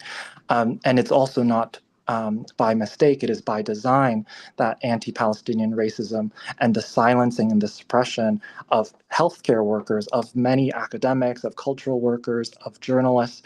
Here in the West, we're seeing this because it is an apparatus, an additional tactic and tool of the colonial entity, like the colonial interest, to be able to allow genocide to happen. Like, we are seeing a case in example of how genocide is able to happen right before our eyes. I think that the action items that many people have already stated on this call is what we need to be leaning into. That we have to be able to make hope and joy radical. These are the moments in which we have to be creating and co-creating the life-affirming structures that are meant to bring collective liberation for all peoples from our own neighborhoods to the rest of the world, and know how interconnected our struggles for freedom and liberation truly are, in knowing how our taxpayer money, and knowing how our pension funds, and knowing how our institutions, including academic institutions, are invested in war, in military. We have to be able to disentangle these things so that we can build a future that truly is hopeful for sustaining life for all peoples, especially and including Palestinians, because the ways in which I think a lot of these structural forms of oppression are so clearly linked and manifest themselves so clearly in Palestine, is I think this is why all of our attention needs to go to freeing the ways in which our companies, our workplaces, our academic institutions, our governments are fully complicit in Israel's crime of genocide. Because if we're not able to do this, then we truly are. I believe that we are seeing the end of humanity in Gaza as we continue to see the continued sustained impunity that Israel enjoys.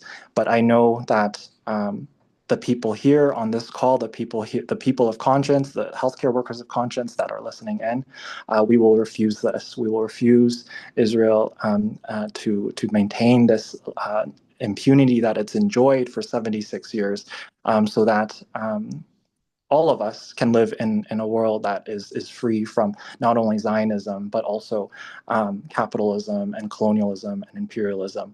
But this is where we are at. This is where we have to start. And I am humbled to be with all of you to be able to continue to do this in all the ways necessary. Thank you, Dr. Yiping. Thank you for being with us. And yes, you said it. It's capitalism, imperialism, colonialism, genocide. It has been the genocide for more than a century inflicted on Palestine. That is the root of all of this. It's nothing new. And as you said, health is political, and we can never aspire to normal health and normal well-being for people who are being under oppression, colonialism, and have been genocided for more than a century. Thank you for being with us. I want to end this call by reminding all of us, talking about Dr. Hussam of Safia, our colleague that we have been in direct contact with for the last few weeks. He has been appealing to the whole world to protect his hospital, his patients, his colleagues, He appealed to every direction that he could, and unfortunately, no one could help him or his colleagues or his hospital. We have testimony from his colleagues now how great this man was, and every time we interacted with him, all what he asks for is peace and end this war and protect the hospital, protect his patients. That is the only message that he kept repeating every time we interacted with him. We actually last had in-person interaction with him last week. He provided us with a video directed to the new Trump administration, appealing for them to protect his hospital, to protect him, and to demand peace. Because as a true human being, as a healthcare worker, peace is the only demand we can all aspire for. We're going to show this video with you one more time. This is a video from Dr. Safia last week, and unfortunately, we haven't been able to get in hold of him since then. And we know that he's been subjected to torture as we speak. He might be in the SD Taman detention facility, the infamous facility where detainees have been raped, tortured to death. And we are really worried for the life and the safety of Dr. Safia. This is the man. Just listen to him. Listen to his message. He's just a doctor who wants peace. Go ahead, Maisa, please. Dr. Hussam Abu Safia, the director of Kamal Adwan Hospitals. I want to send a message to Mr. President Donald Trump. Mr. President Donald Trump, please help us at Kamal Adwan Hospital. We provide humanitarian service, and we are the only humanitarian hospitals in northern of Gaza. Every day we bomb it without any reason, and we are still providing our medical service. So I know that you are a person who loves democracy and that you are a fair man. So I ask you to protect us and to protect the health system.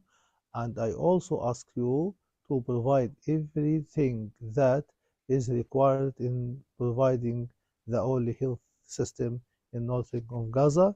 We love peace and hate wars, and I am confident that it will intervene until the war stops and peace prevails, because you are a man of peace. Thank you, Mr. President. So we have a doctor here who said, we love peace, we hate wars. All what we're asking for is protect us.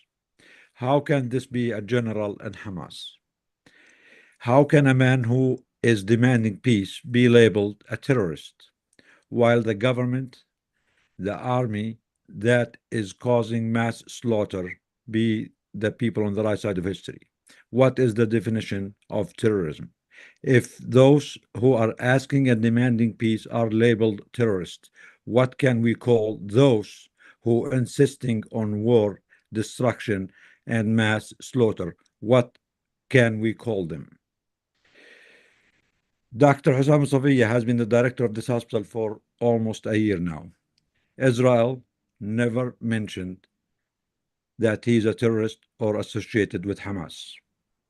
We know the AI system of Israel labels all those who have any relation with Hamas and automatically detonates drones to go and kill them and their families. If Dr. Abu Safia was a terrorist and was a general in Hamas, why didn't their AI system murder him a long time ago? I know Israel will not be shy to do this if they really and truly believed he was a terrorist. So either their AI system is wrong and lying, or they are lying. Their story does not make sense. It does not add up. Why only now, after he has been illegally abducted and detained and being tortured, they bring up the issue of being part of Hamas and being a terrorist? We know this story unfolding. We saw it unfolding many times. Dr. Hamas Abu Safia is a doctor, is a human being who has the right to serve his people, who has the right to be there with his patients, who has the right to refuse displacement or leaving his patients without any care. That is his only crime. He's not a terrorist. It is the government that is conducting and committing this genocide. Israel, that is a terrorist. It is the United States administration that is supporting this genocide and providing the money and the weapons and the political cover. Who are the terrorists? None of the people of Gaza is terrorist. Their only demand is freedom, lifting up of the siege, and for them to go back to their land. That is not a crime, and that is not the definition of terrorism. We refuse their character assassination of Dr. Hussam Abu Safia and his colleagues and of any person in Gaza. We're going to end this. Dr. Karam Hawash is going to share a few things about our actions at DAG. Then we'll have a few questions. Thank you, everyone, for being with us. I know it took us a long time, but Dr. Hussam, his colleagues in Gaza deserve all our time, all our attention, all our efforts. Thank you for being with us.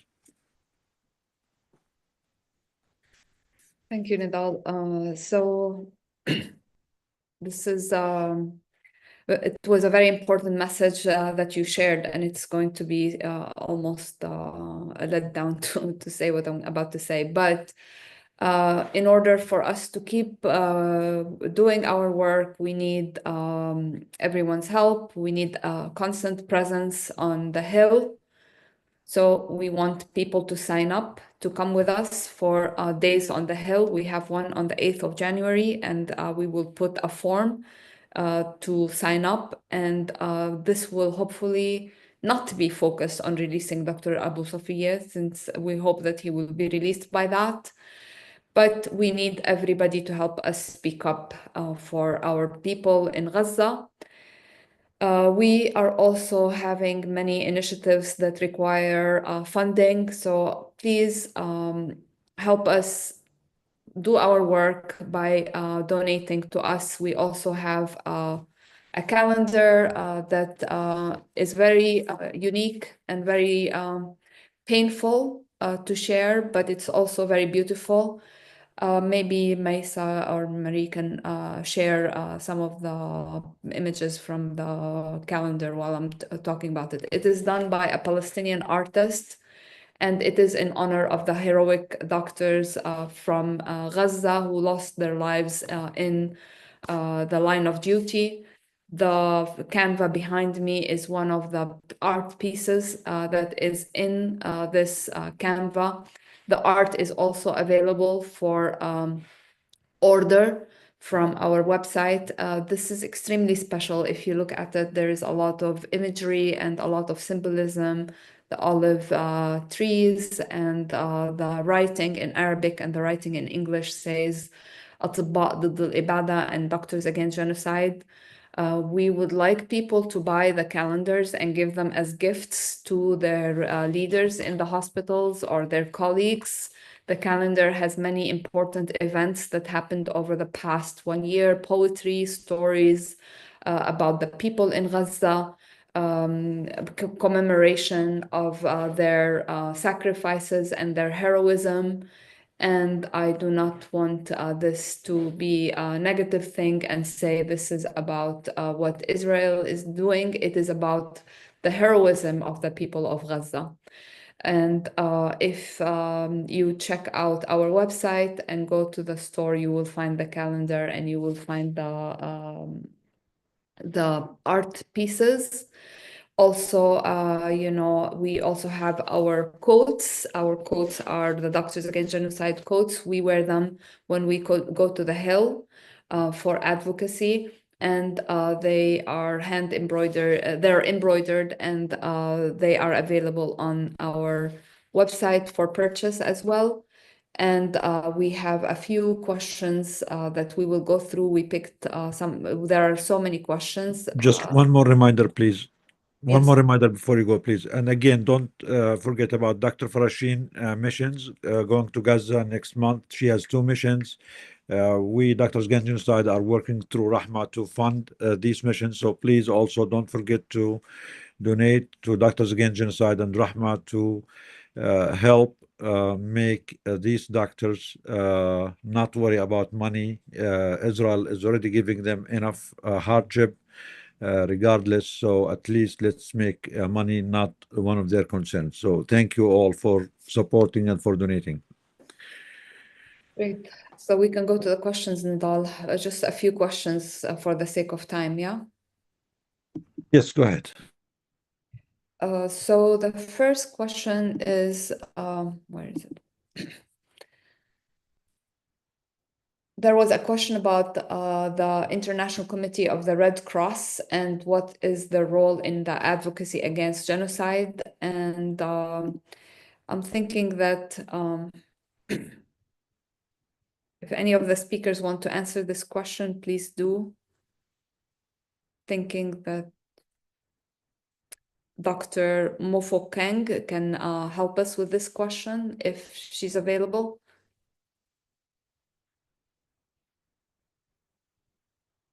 Dr. Mofo Kang? Maybe she's muted. You're muted too, Dr. Shbur. Dr. Mofu King, are you still there? Yes. Oh. Excuse me. So, Yes, I'm still here. yes, Dr. Mofu King. So we have a question from the audience about what is the role of the Red Cross? Why they're not calling out this genocide? We know that they always talk about medical neutrality, but maybe this medical neutrality works in cases of war, equal war, but in terms of genocide, in terms of victims being just receiving bombs and bullets to their chest, to their children with no protection, no cover, do you think there is any place to claim medical neutrality in these situations? Is this something that we need to pressure the Red Cross to change policies when it comes to genocide versus regular acts of war? Thank you. Yeah, thank you. I'll speak in more general terms because of the working methods available to me as the UN Special Rapporteur on the Right to Health. I think it's proper to criticize all of the global medical professions and professional bodies specifically for their continued silence, which currently implies the same impunity and a willingness to witness and live through a genocide and not call out the member state of Israel concerned. Of course, the Red Cross is a non-profit organization with its own mandate and constitution that they have to, hold themselves accountable to. And this claim can be made by other professional bodies as well. And so I think it's important to continue to, firstly, call on our colleagues to show true global solidarity, but to also show solidarity to our other colleagues who are medical professionals and healthcare workers in the whole of the occupied Palestinian territory. It's not just a Red Cross issue. I haven't, of course, like I said, cannot speak directly on the Red Cross, but more broadly on health professional bodies, ethical bodies as well in the medical field and the medical fraternity for the continued silence. And I think that has been one of the most areas of disbelief and how much the world and people who are meant to be professionals have managed to get themselves entangled. And I say it's self-imposed apathy, it's self-imposed silence, and it's easy to blame governments and other institutions when people have authority and have particular power to speak and to act. And when you fail to do that, it's too easy to blame governments. But I think it's important for us to continue to demand and to speak out and to call out, and in some instances, call in support of those who may not know how to actually act within how they are targeted and harassed within their own institutions for speaking out. So I think, yeah, it's a very hard time, and it's quite a telling time, and just completely, in disbelief at how many people have been unable to speak out against a literal genocide. That has really been the most jarring thing. There's a comment from Josephine. The Red Cross has been banned from the Palestinian prisons since August. And we know that there is a very severe Palestinian prison crisis. There are over 10,000 Palestinians who are held on administrative detention without charges. We consider them hostages. We do not consider them prisoners. They are just being held as a way of inflicting pain and trauma on the population. And we feel it's part of the genocide and as well as a part of the ethnic cleansing, because you make conditions of life impossible for a population, and that accelerates displacement. There is another question, is how can the public get involved with advocacy on the Hill and advocacy with Doctors Against Genocide as well? And we invite everyone to join us. We have many ways to get involved with us. If you go to our website and you sign up to join our coalition, you become one of us, and you start getting our newsletters, you get our invitation to our webinars and our Zoom meetings. We do have a weekly Zoom meeting as part of Not Another Child, Not Another Hospital campaign. We are also sick from genocide, and we are, as doctors, we are going to take time off for mental health, and that time we will use to heal ourselves by being active against genocide. The way to heal genocide is by actually forcing it to stop and by advocating for an arms embargo. So join us. We have psychiatrists with us, primary care doctors who are willing to see people for mental health days and give sick leaves, because this is a true sickness. And Okay, Rama, can I add? I want to just emphasize your point one more time. Yes, we are all sick from genocide, and we know the only thing that will heal us is the end of genocide. So we, as healthcare workers, are calling for sickness from genocide time off starting January 6th. It is open-ended for now. We can add more structure to it in the few days, in the coming few days. So please stay on the watch. And we need to use this time to end the genocide and mobilize to end the genocide. So please join us on January 8th on the Hill. The more doctors, the more healthcare workers who can join us, our voice will be more impactful. I want to extend this question to Medea and Josephine too. Medea, you have been... Nidal, I'm sorry, I have to interrupt you. We have the Deputy Minister of Health in Gaza in the audience, and he would like to speak. Okay, so go ahead. Yes, sure. If we can just bring him to the panel, that would be great. Hold on, I'm waiting. I'll bring him. You can keep talking so that there's no pause. Okay. Medea.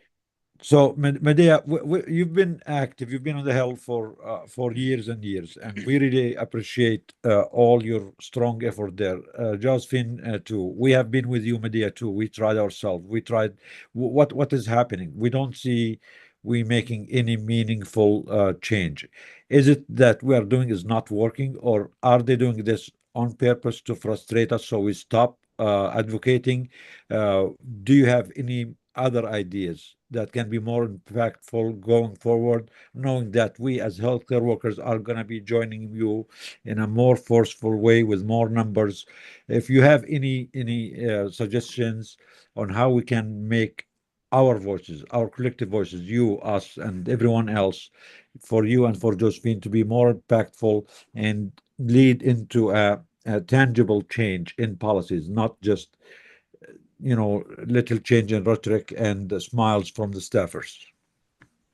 Well, we haven't been doing this for a long time. I haven't been in Congress every day like this until after January 8th.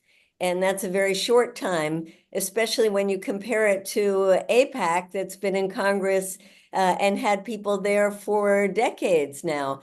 And also, the doctors coming in is very new. Josie coming in her uniform is very new, and that has had a big impact. The fact that there were 40% of the Democrats that voted in the Senate to restrict weapons to Israel is earth-shattering. You would never have seen that a year ago. If somebody told me that, I'd say not in a million years. So it is changing. Of course, it's way too slow for the people in Gaza and it's way too slow for us, but it is having an impact. And so I'm very excited about seeing the doctors in there on January 8th. Just a group of people wearing those white coats and walking into those meetings is very, very important. And I would like to put out a possibility of having 1 or 2 doctors every week, whether it's a Monday, Tuesday, or Wednesday, just coming in for one day, getting people to make commitments to join us. And that day will focus on the healthcare issues. And we have to write our own bills, our own resolutions, our own letters. That's what AIPAC does. They write them and they find an advocate in Congress and they say, we want you to introduce this. We have to do the same thing, not just always be on the defense, trying to stop bad bills, but writing ones that we want, getting champions in Congress. And I actually think we can have a big impact, especially when there are going to be a lot more Democrats now willing to speak out. Thank you, Medea. Josephine, do you want to add anything? Yes. One thing I think it's so important that we have to say to ourselves and out loud is that what we're doing is working. Because sometimes we get so overwhelmed with wanting to see immediate results in what we're doing. We want to see the genocide end in what we're doing. And when it doesn't work, we tend to fall back and say, well, that didn't work, I'm going to stop. But that's what we're doing is creating ripples. I mentioned earlier, Nora Ericat, she made a speech in November 1st. I was camping with my kids in the middle of a forest, and for some reason, she was on my phone. And from there, it ignited me to move. And then all these other veterans that have become involved in this movement, that started with a ripple of Nora Ericat. The entire world knows about the Palestinian suffering now. The percentage of people that we are fighting against is much smaller than the amount of people that we have on our side. So my only suggestion is to not lose hope because we're not seeing results immediately. That's the biggest thing is we can't say it's not working. It is working. The reason why we have so much legislation being passed right now, the reason why AIPAC has spent millions and millions this past election season is because they have to, because they know that they are losing. So they have to tighten their grips. They have to take their claws and dig in because it is slipping out of their reach. It takes every single moment, every single voice to continue to advocate for what's happening. Because the minute they want us to give up, they want us to stop. We can't do that. It's not an option. So all I have to say is we have to manifest it's working. We have to find some ripple down the way that says, oh, this is working. I just went in my uniform screaming at these corrupt politicians, and now I have hundreds of veterans like, what can I do now? What can I do now? So you just never know when there's going to be a miracle that's going to change and make a bigger ripple. So my suggestion is just don't give up. Keep applying pressure. I say this, what rock have I not overturned? What words have I not said? So when I pray to my God, I ask those questions. What do you want me to do? How can I change this? What are you using my body and vessel and my experience to do to bring an end to the genocide? And we listen and then we act. And that's it. What was the saying about the religion that you mentioned earlier? Not Faith working? without works is dead. Faith without works is dead. So this is a call Absolutely. for our colleagues, our healthcare workers. Faith without works is dead. We cannot just sit at home at our clinics and complain. It is time to move. It is time for all of us to go and join Medea and Josephine at the Hill and make our presence and our voices much, much stronger. If you care about humanity, if you care about the people in Gaza, if you care about your conscience, about your moral integrity, about the oath that you swore to protect life, then you should be there in DC on January 8th and join all of us. If they see 1,000 or 2,000 doctors, nurses, white coats, blue coats there, I am sure that will make a difference. So thank you, Josephine and Medea, for Sorry, can I inspiring just all say of one us. more thing? Yes, Just go because ahead, I Josephine. can't find Dr. Yusuf, the deputy Yeah, I can't from find him Gaza. I either. can't find him in the comments. So I just want to say out loud, if you are here, and maybe you can translate in case he doesn't understand English. If you are here, please raise your hand. Thank you. Thank you, Josephine. So we have. I just Go want ahead, to, there are a couple of questions.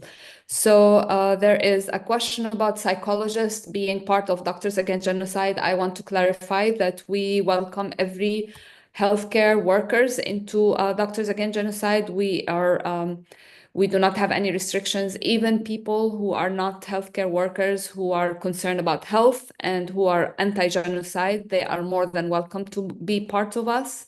And we will definitely include them. Go ahead, Nidal. So while we're waiting for the doctor from Gaza to join, I want to ask Dr. Mofing one more question. When is the United Nations going to officially call this out a genocide? We know now that multiple reputable international and human rights organizations have called it and concluded with full evidence that this is a genocide. Amnesty International, Human Rights Watch, Doctors Without Borders. Dr. Mofo King, if you are here, when and what is the United Nations still waiting for? And even if they did not conclude 100% that this is genocide, we know that the Genocide Convention have the clause, and the ICC court and the Rome Statute have the statute of the responsibility to protect and to prevent genocide. Why didn't the United Nations officially declare this position? This is a genocide, at risk of genocide, and it should be called out officially and from the highest level. Dr. Mofing, please, if you have any input on this. Yeah, thank you so much again. In my mandate as a special rapporteur on the right to health, I've actually written to the Secretary General of the United Nations, as well as the Human Rights Commissioner, and in fact, most recently to His Holiness Pope Francis, because of the absolute desperation that the world leaders, I believe, should be doing much more because of their convening power, because of their mandate to be very clear that this is indeed a genocide. When I did a press conference in Geneva last year already, there were already questions on why some of myself and my colleagues who are independent experts at the UN were so clear and so clear ahead of time and ahead of all the human rights institutions in calling what was happening a genocide, a clear genocide. And I think, one, it speaks to the fact that we are meant to be working as an early warning system as independent UN experts. And what's important is that the UN itself should be leading in, firstly, listening and heeding the calls for prevention, but also for immediate action. And in this case, I must say that I don't think there's anyone who is in any doubt or can even try to evade the fact that the United Nations has not done what we all thought it ought to have done by now. The fact that we are now more than 400 days of witnessing a genocide in real time, documented by its victims, and you have a Security Council that vetoes very important ceasefire resolutions is very problematic. And so, you know, even with the issue of starvation, a lot of the language being used was very passive. You know, we were always in perpetual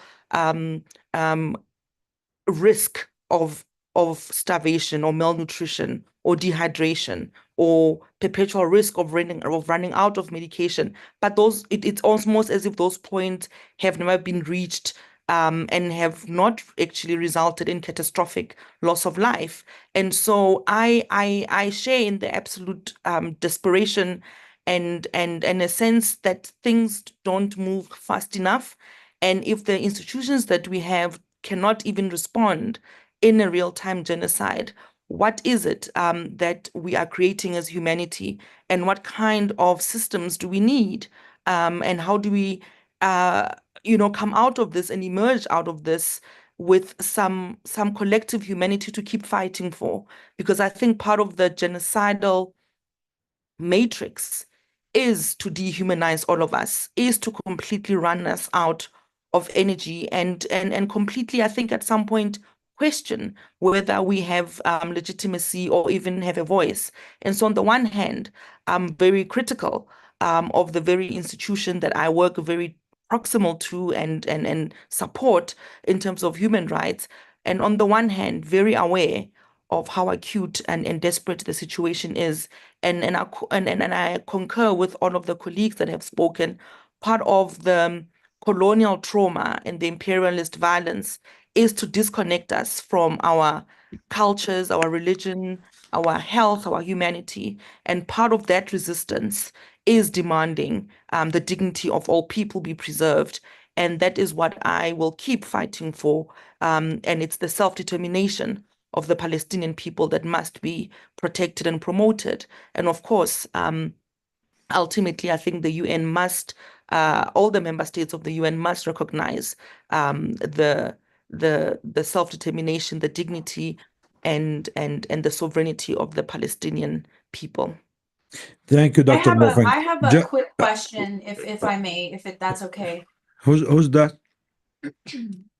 Josephine, for the United Nations specifically, in the past few months, I've seen two really big press releases of envoys requesting to go inside of Gaza. One was the Palestinian Authority and the president of Palestine from the West Bank, and then more recently was an archbishop or a patriarch trying to enter into Gaza, both of which were denied. But the fact that it was denied really affected people emotionally and sort of another ripple of awakening. One thing I think that the United Nations has really been missing is making these press releases known, especially in Western media, of these potential envoys that you guys are requesting, whether it's an envoy with the Red Cross, who, as you know, is banned. Because we talk about the Red Cross, they are banned. Israel has banned them, and we all know this. But like the United Nations with maybe an ICC representative, with an ICJ representative, with a humanitarian, someone from the Save the Children, Human Rights Watch, an international lawyer, maybe even ambassadors. If we can have all these envoys, represented by all these international partners, making these constant requests to do welfare checks on the prisons, to go inside of Gaza, how many times can they deny it before the international and American people continue to say, wait a second, why do they continue to deny it? It just is another part of the puzzle piece that we can use to show that Israel is committing a genocide and they're hiding it. Yeah, and I think it's important, Josephine, also to realize, before October the 7th, the genocidal matrix and the plan already existed. And my mandate on the right to health, including the one on Francesca Albanese, which I'm sure all of you know very well, and many others, have actually continuously requested access to the occupied Palestinian territory. And of course, our mandates overlap at some point because that's the nature of human rights. But, Israel has not, for example, even acknowledged receipt of my own urgent appeals on the fact that they need to stop arresting, intimidating, harassing, and killing healthcare workers. And I've communicated with them many times, even during COVID, making an appeal for equitable access to health facilities, goods, and vaccines at the time. So the how do we request get that access, to a prep? How do we get your voice amplified? That's we the need question. we need to share it more widely. And unfortunately, we know Western media is not covering even the recent attacks just of this past weekend. We have, other colleagues exposing the fact that they are deliberately not sharing that information and covering it in breaking news, as they do with many other urgent and quite important news items. It still falls on all of us to find other ways of connecting, which this is an example of that, right? It is part of dissemination. And how do we do that? And for me, what I'm always aware of is, how do we put less effort on the colleagues who are already doing this very hard work, who are already on the front line of responding? And of course, America is important in the discussion, but other African countries are important in this discussion. It's an African country who took Israel to the ICJ, right? So we have to think about what power looks like and how we shift power even within our own interactions. Because if we're going to just rely on traditional Western media, we've seen that they will continue to let us down. They will continue to dehumanize Palestinian lives. And so what other ways, I think for me, the question is, do we hold existing structures accountable, including the United Nations? And like I said, I have directly written to the Secretary General and to the Human Rights Commissioner, including the Pope, to say, come on, none of you can tell me that you cannot convene all of the world leaders and go to Gaza yourselves and demand that access. I mean, if we not even hearing that from those caliber of leaders, how do people such as individual UN experts then shake the system when the people who are having the authority, the mandate, the resources for immediate response are seemingly doing so, maybe quiet diplomacy, but that's not working. You know, this time and space for quiet diplomacy just never existed in this current escalation of affairs. And so that's the frustration that many of us carry. And I think finding different ways of connecting, but demanding that we remain humanized ourselves as people who are doing this work, because it's going to take, unfortunately, as we have seen, too long, much too long. And we need to be able to do this work and build different blocks for accountability and justice. And so that's the difficult space. What does accountability and justice look like? Yeah. Thank you, Dr. Mofang. Thank you for being with us. We really appreciate your presence, and we cannot, as people of the world, as people of conscience, and as Palestinians too, be thankful enough to South Africa, the people of South Africa. We think South Africa is the moral compass of the world now. And we really appreciate all the efforts and all the risks that they've been taking so far to be on the right side of truth and to advocate for the victims. To build on what we mentioned earlier, as a medical community and the role of the medical community to combat genocide, we as Doctors Against Genocide, and after long consultation with legal scholars and genocide scholars, came up with a new definition for genocide from the medical standpoint, because we think that we as doctors, healthcare workers, our main role, our main mission is to protect the sanctity of life before it's lost, to protect human life before it's lost, not to wait years and years of evidence taking and legal deliberations to prove this a genocide or not, long after the victim have gone and after the damage has been done.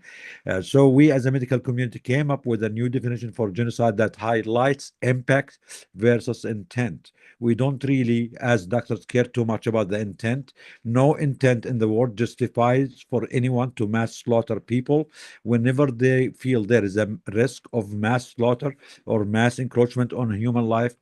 We as a medical community should call it out, and our definition weighs heavily on this, on prevention and on intervening and calling things out before the damage has been done, before lives have been lost. We would really appreciate your support on this. If you, in your position, can adopt our definition or work with us on refining it, that we as a medical community feel we have more authority and more humanity to protect human life than corrupt politicians and then lengthy legal proceedings. And we think that the world should adopt the medical definition of genocide going forward to call any risk to human life and mass murder early on and intervene early on to protect and to prevent the loss of life. If Dr. Mofokeng, if you're still here, can you please support us in this endeavor of developing an official and a legally binding medical definition of genocide? Indeed. And just to say that for the report of the Human Rights Council in June 2025 and the General Assembly in 2025 in October, I plan to do a report that specifically focuses on healthcare workers as human rights defenders in the same way that we understand the protection of journalists, the way in which freedom of speech and freedom of expression is protected. There's advocacy networks, there's communications and networks that support them, and different ways that the legal system, and they have resources for urgent and immediate response when journalists do get, find themselves in some kind of conflict with the law. In this instance, we have healthcare workers who are directly being targeted by Israel.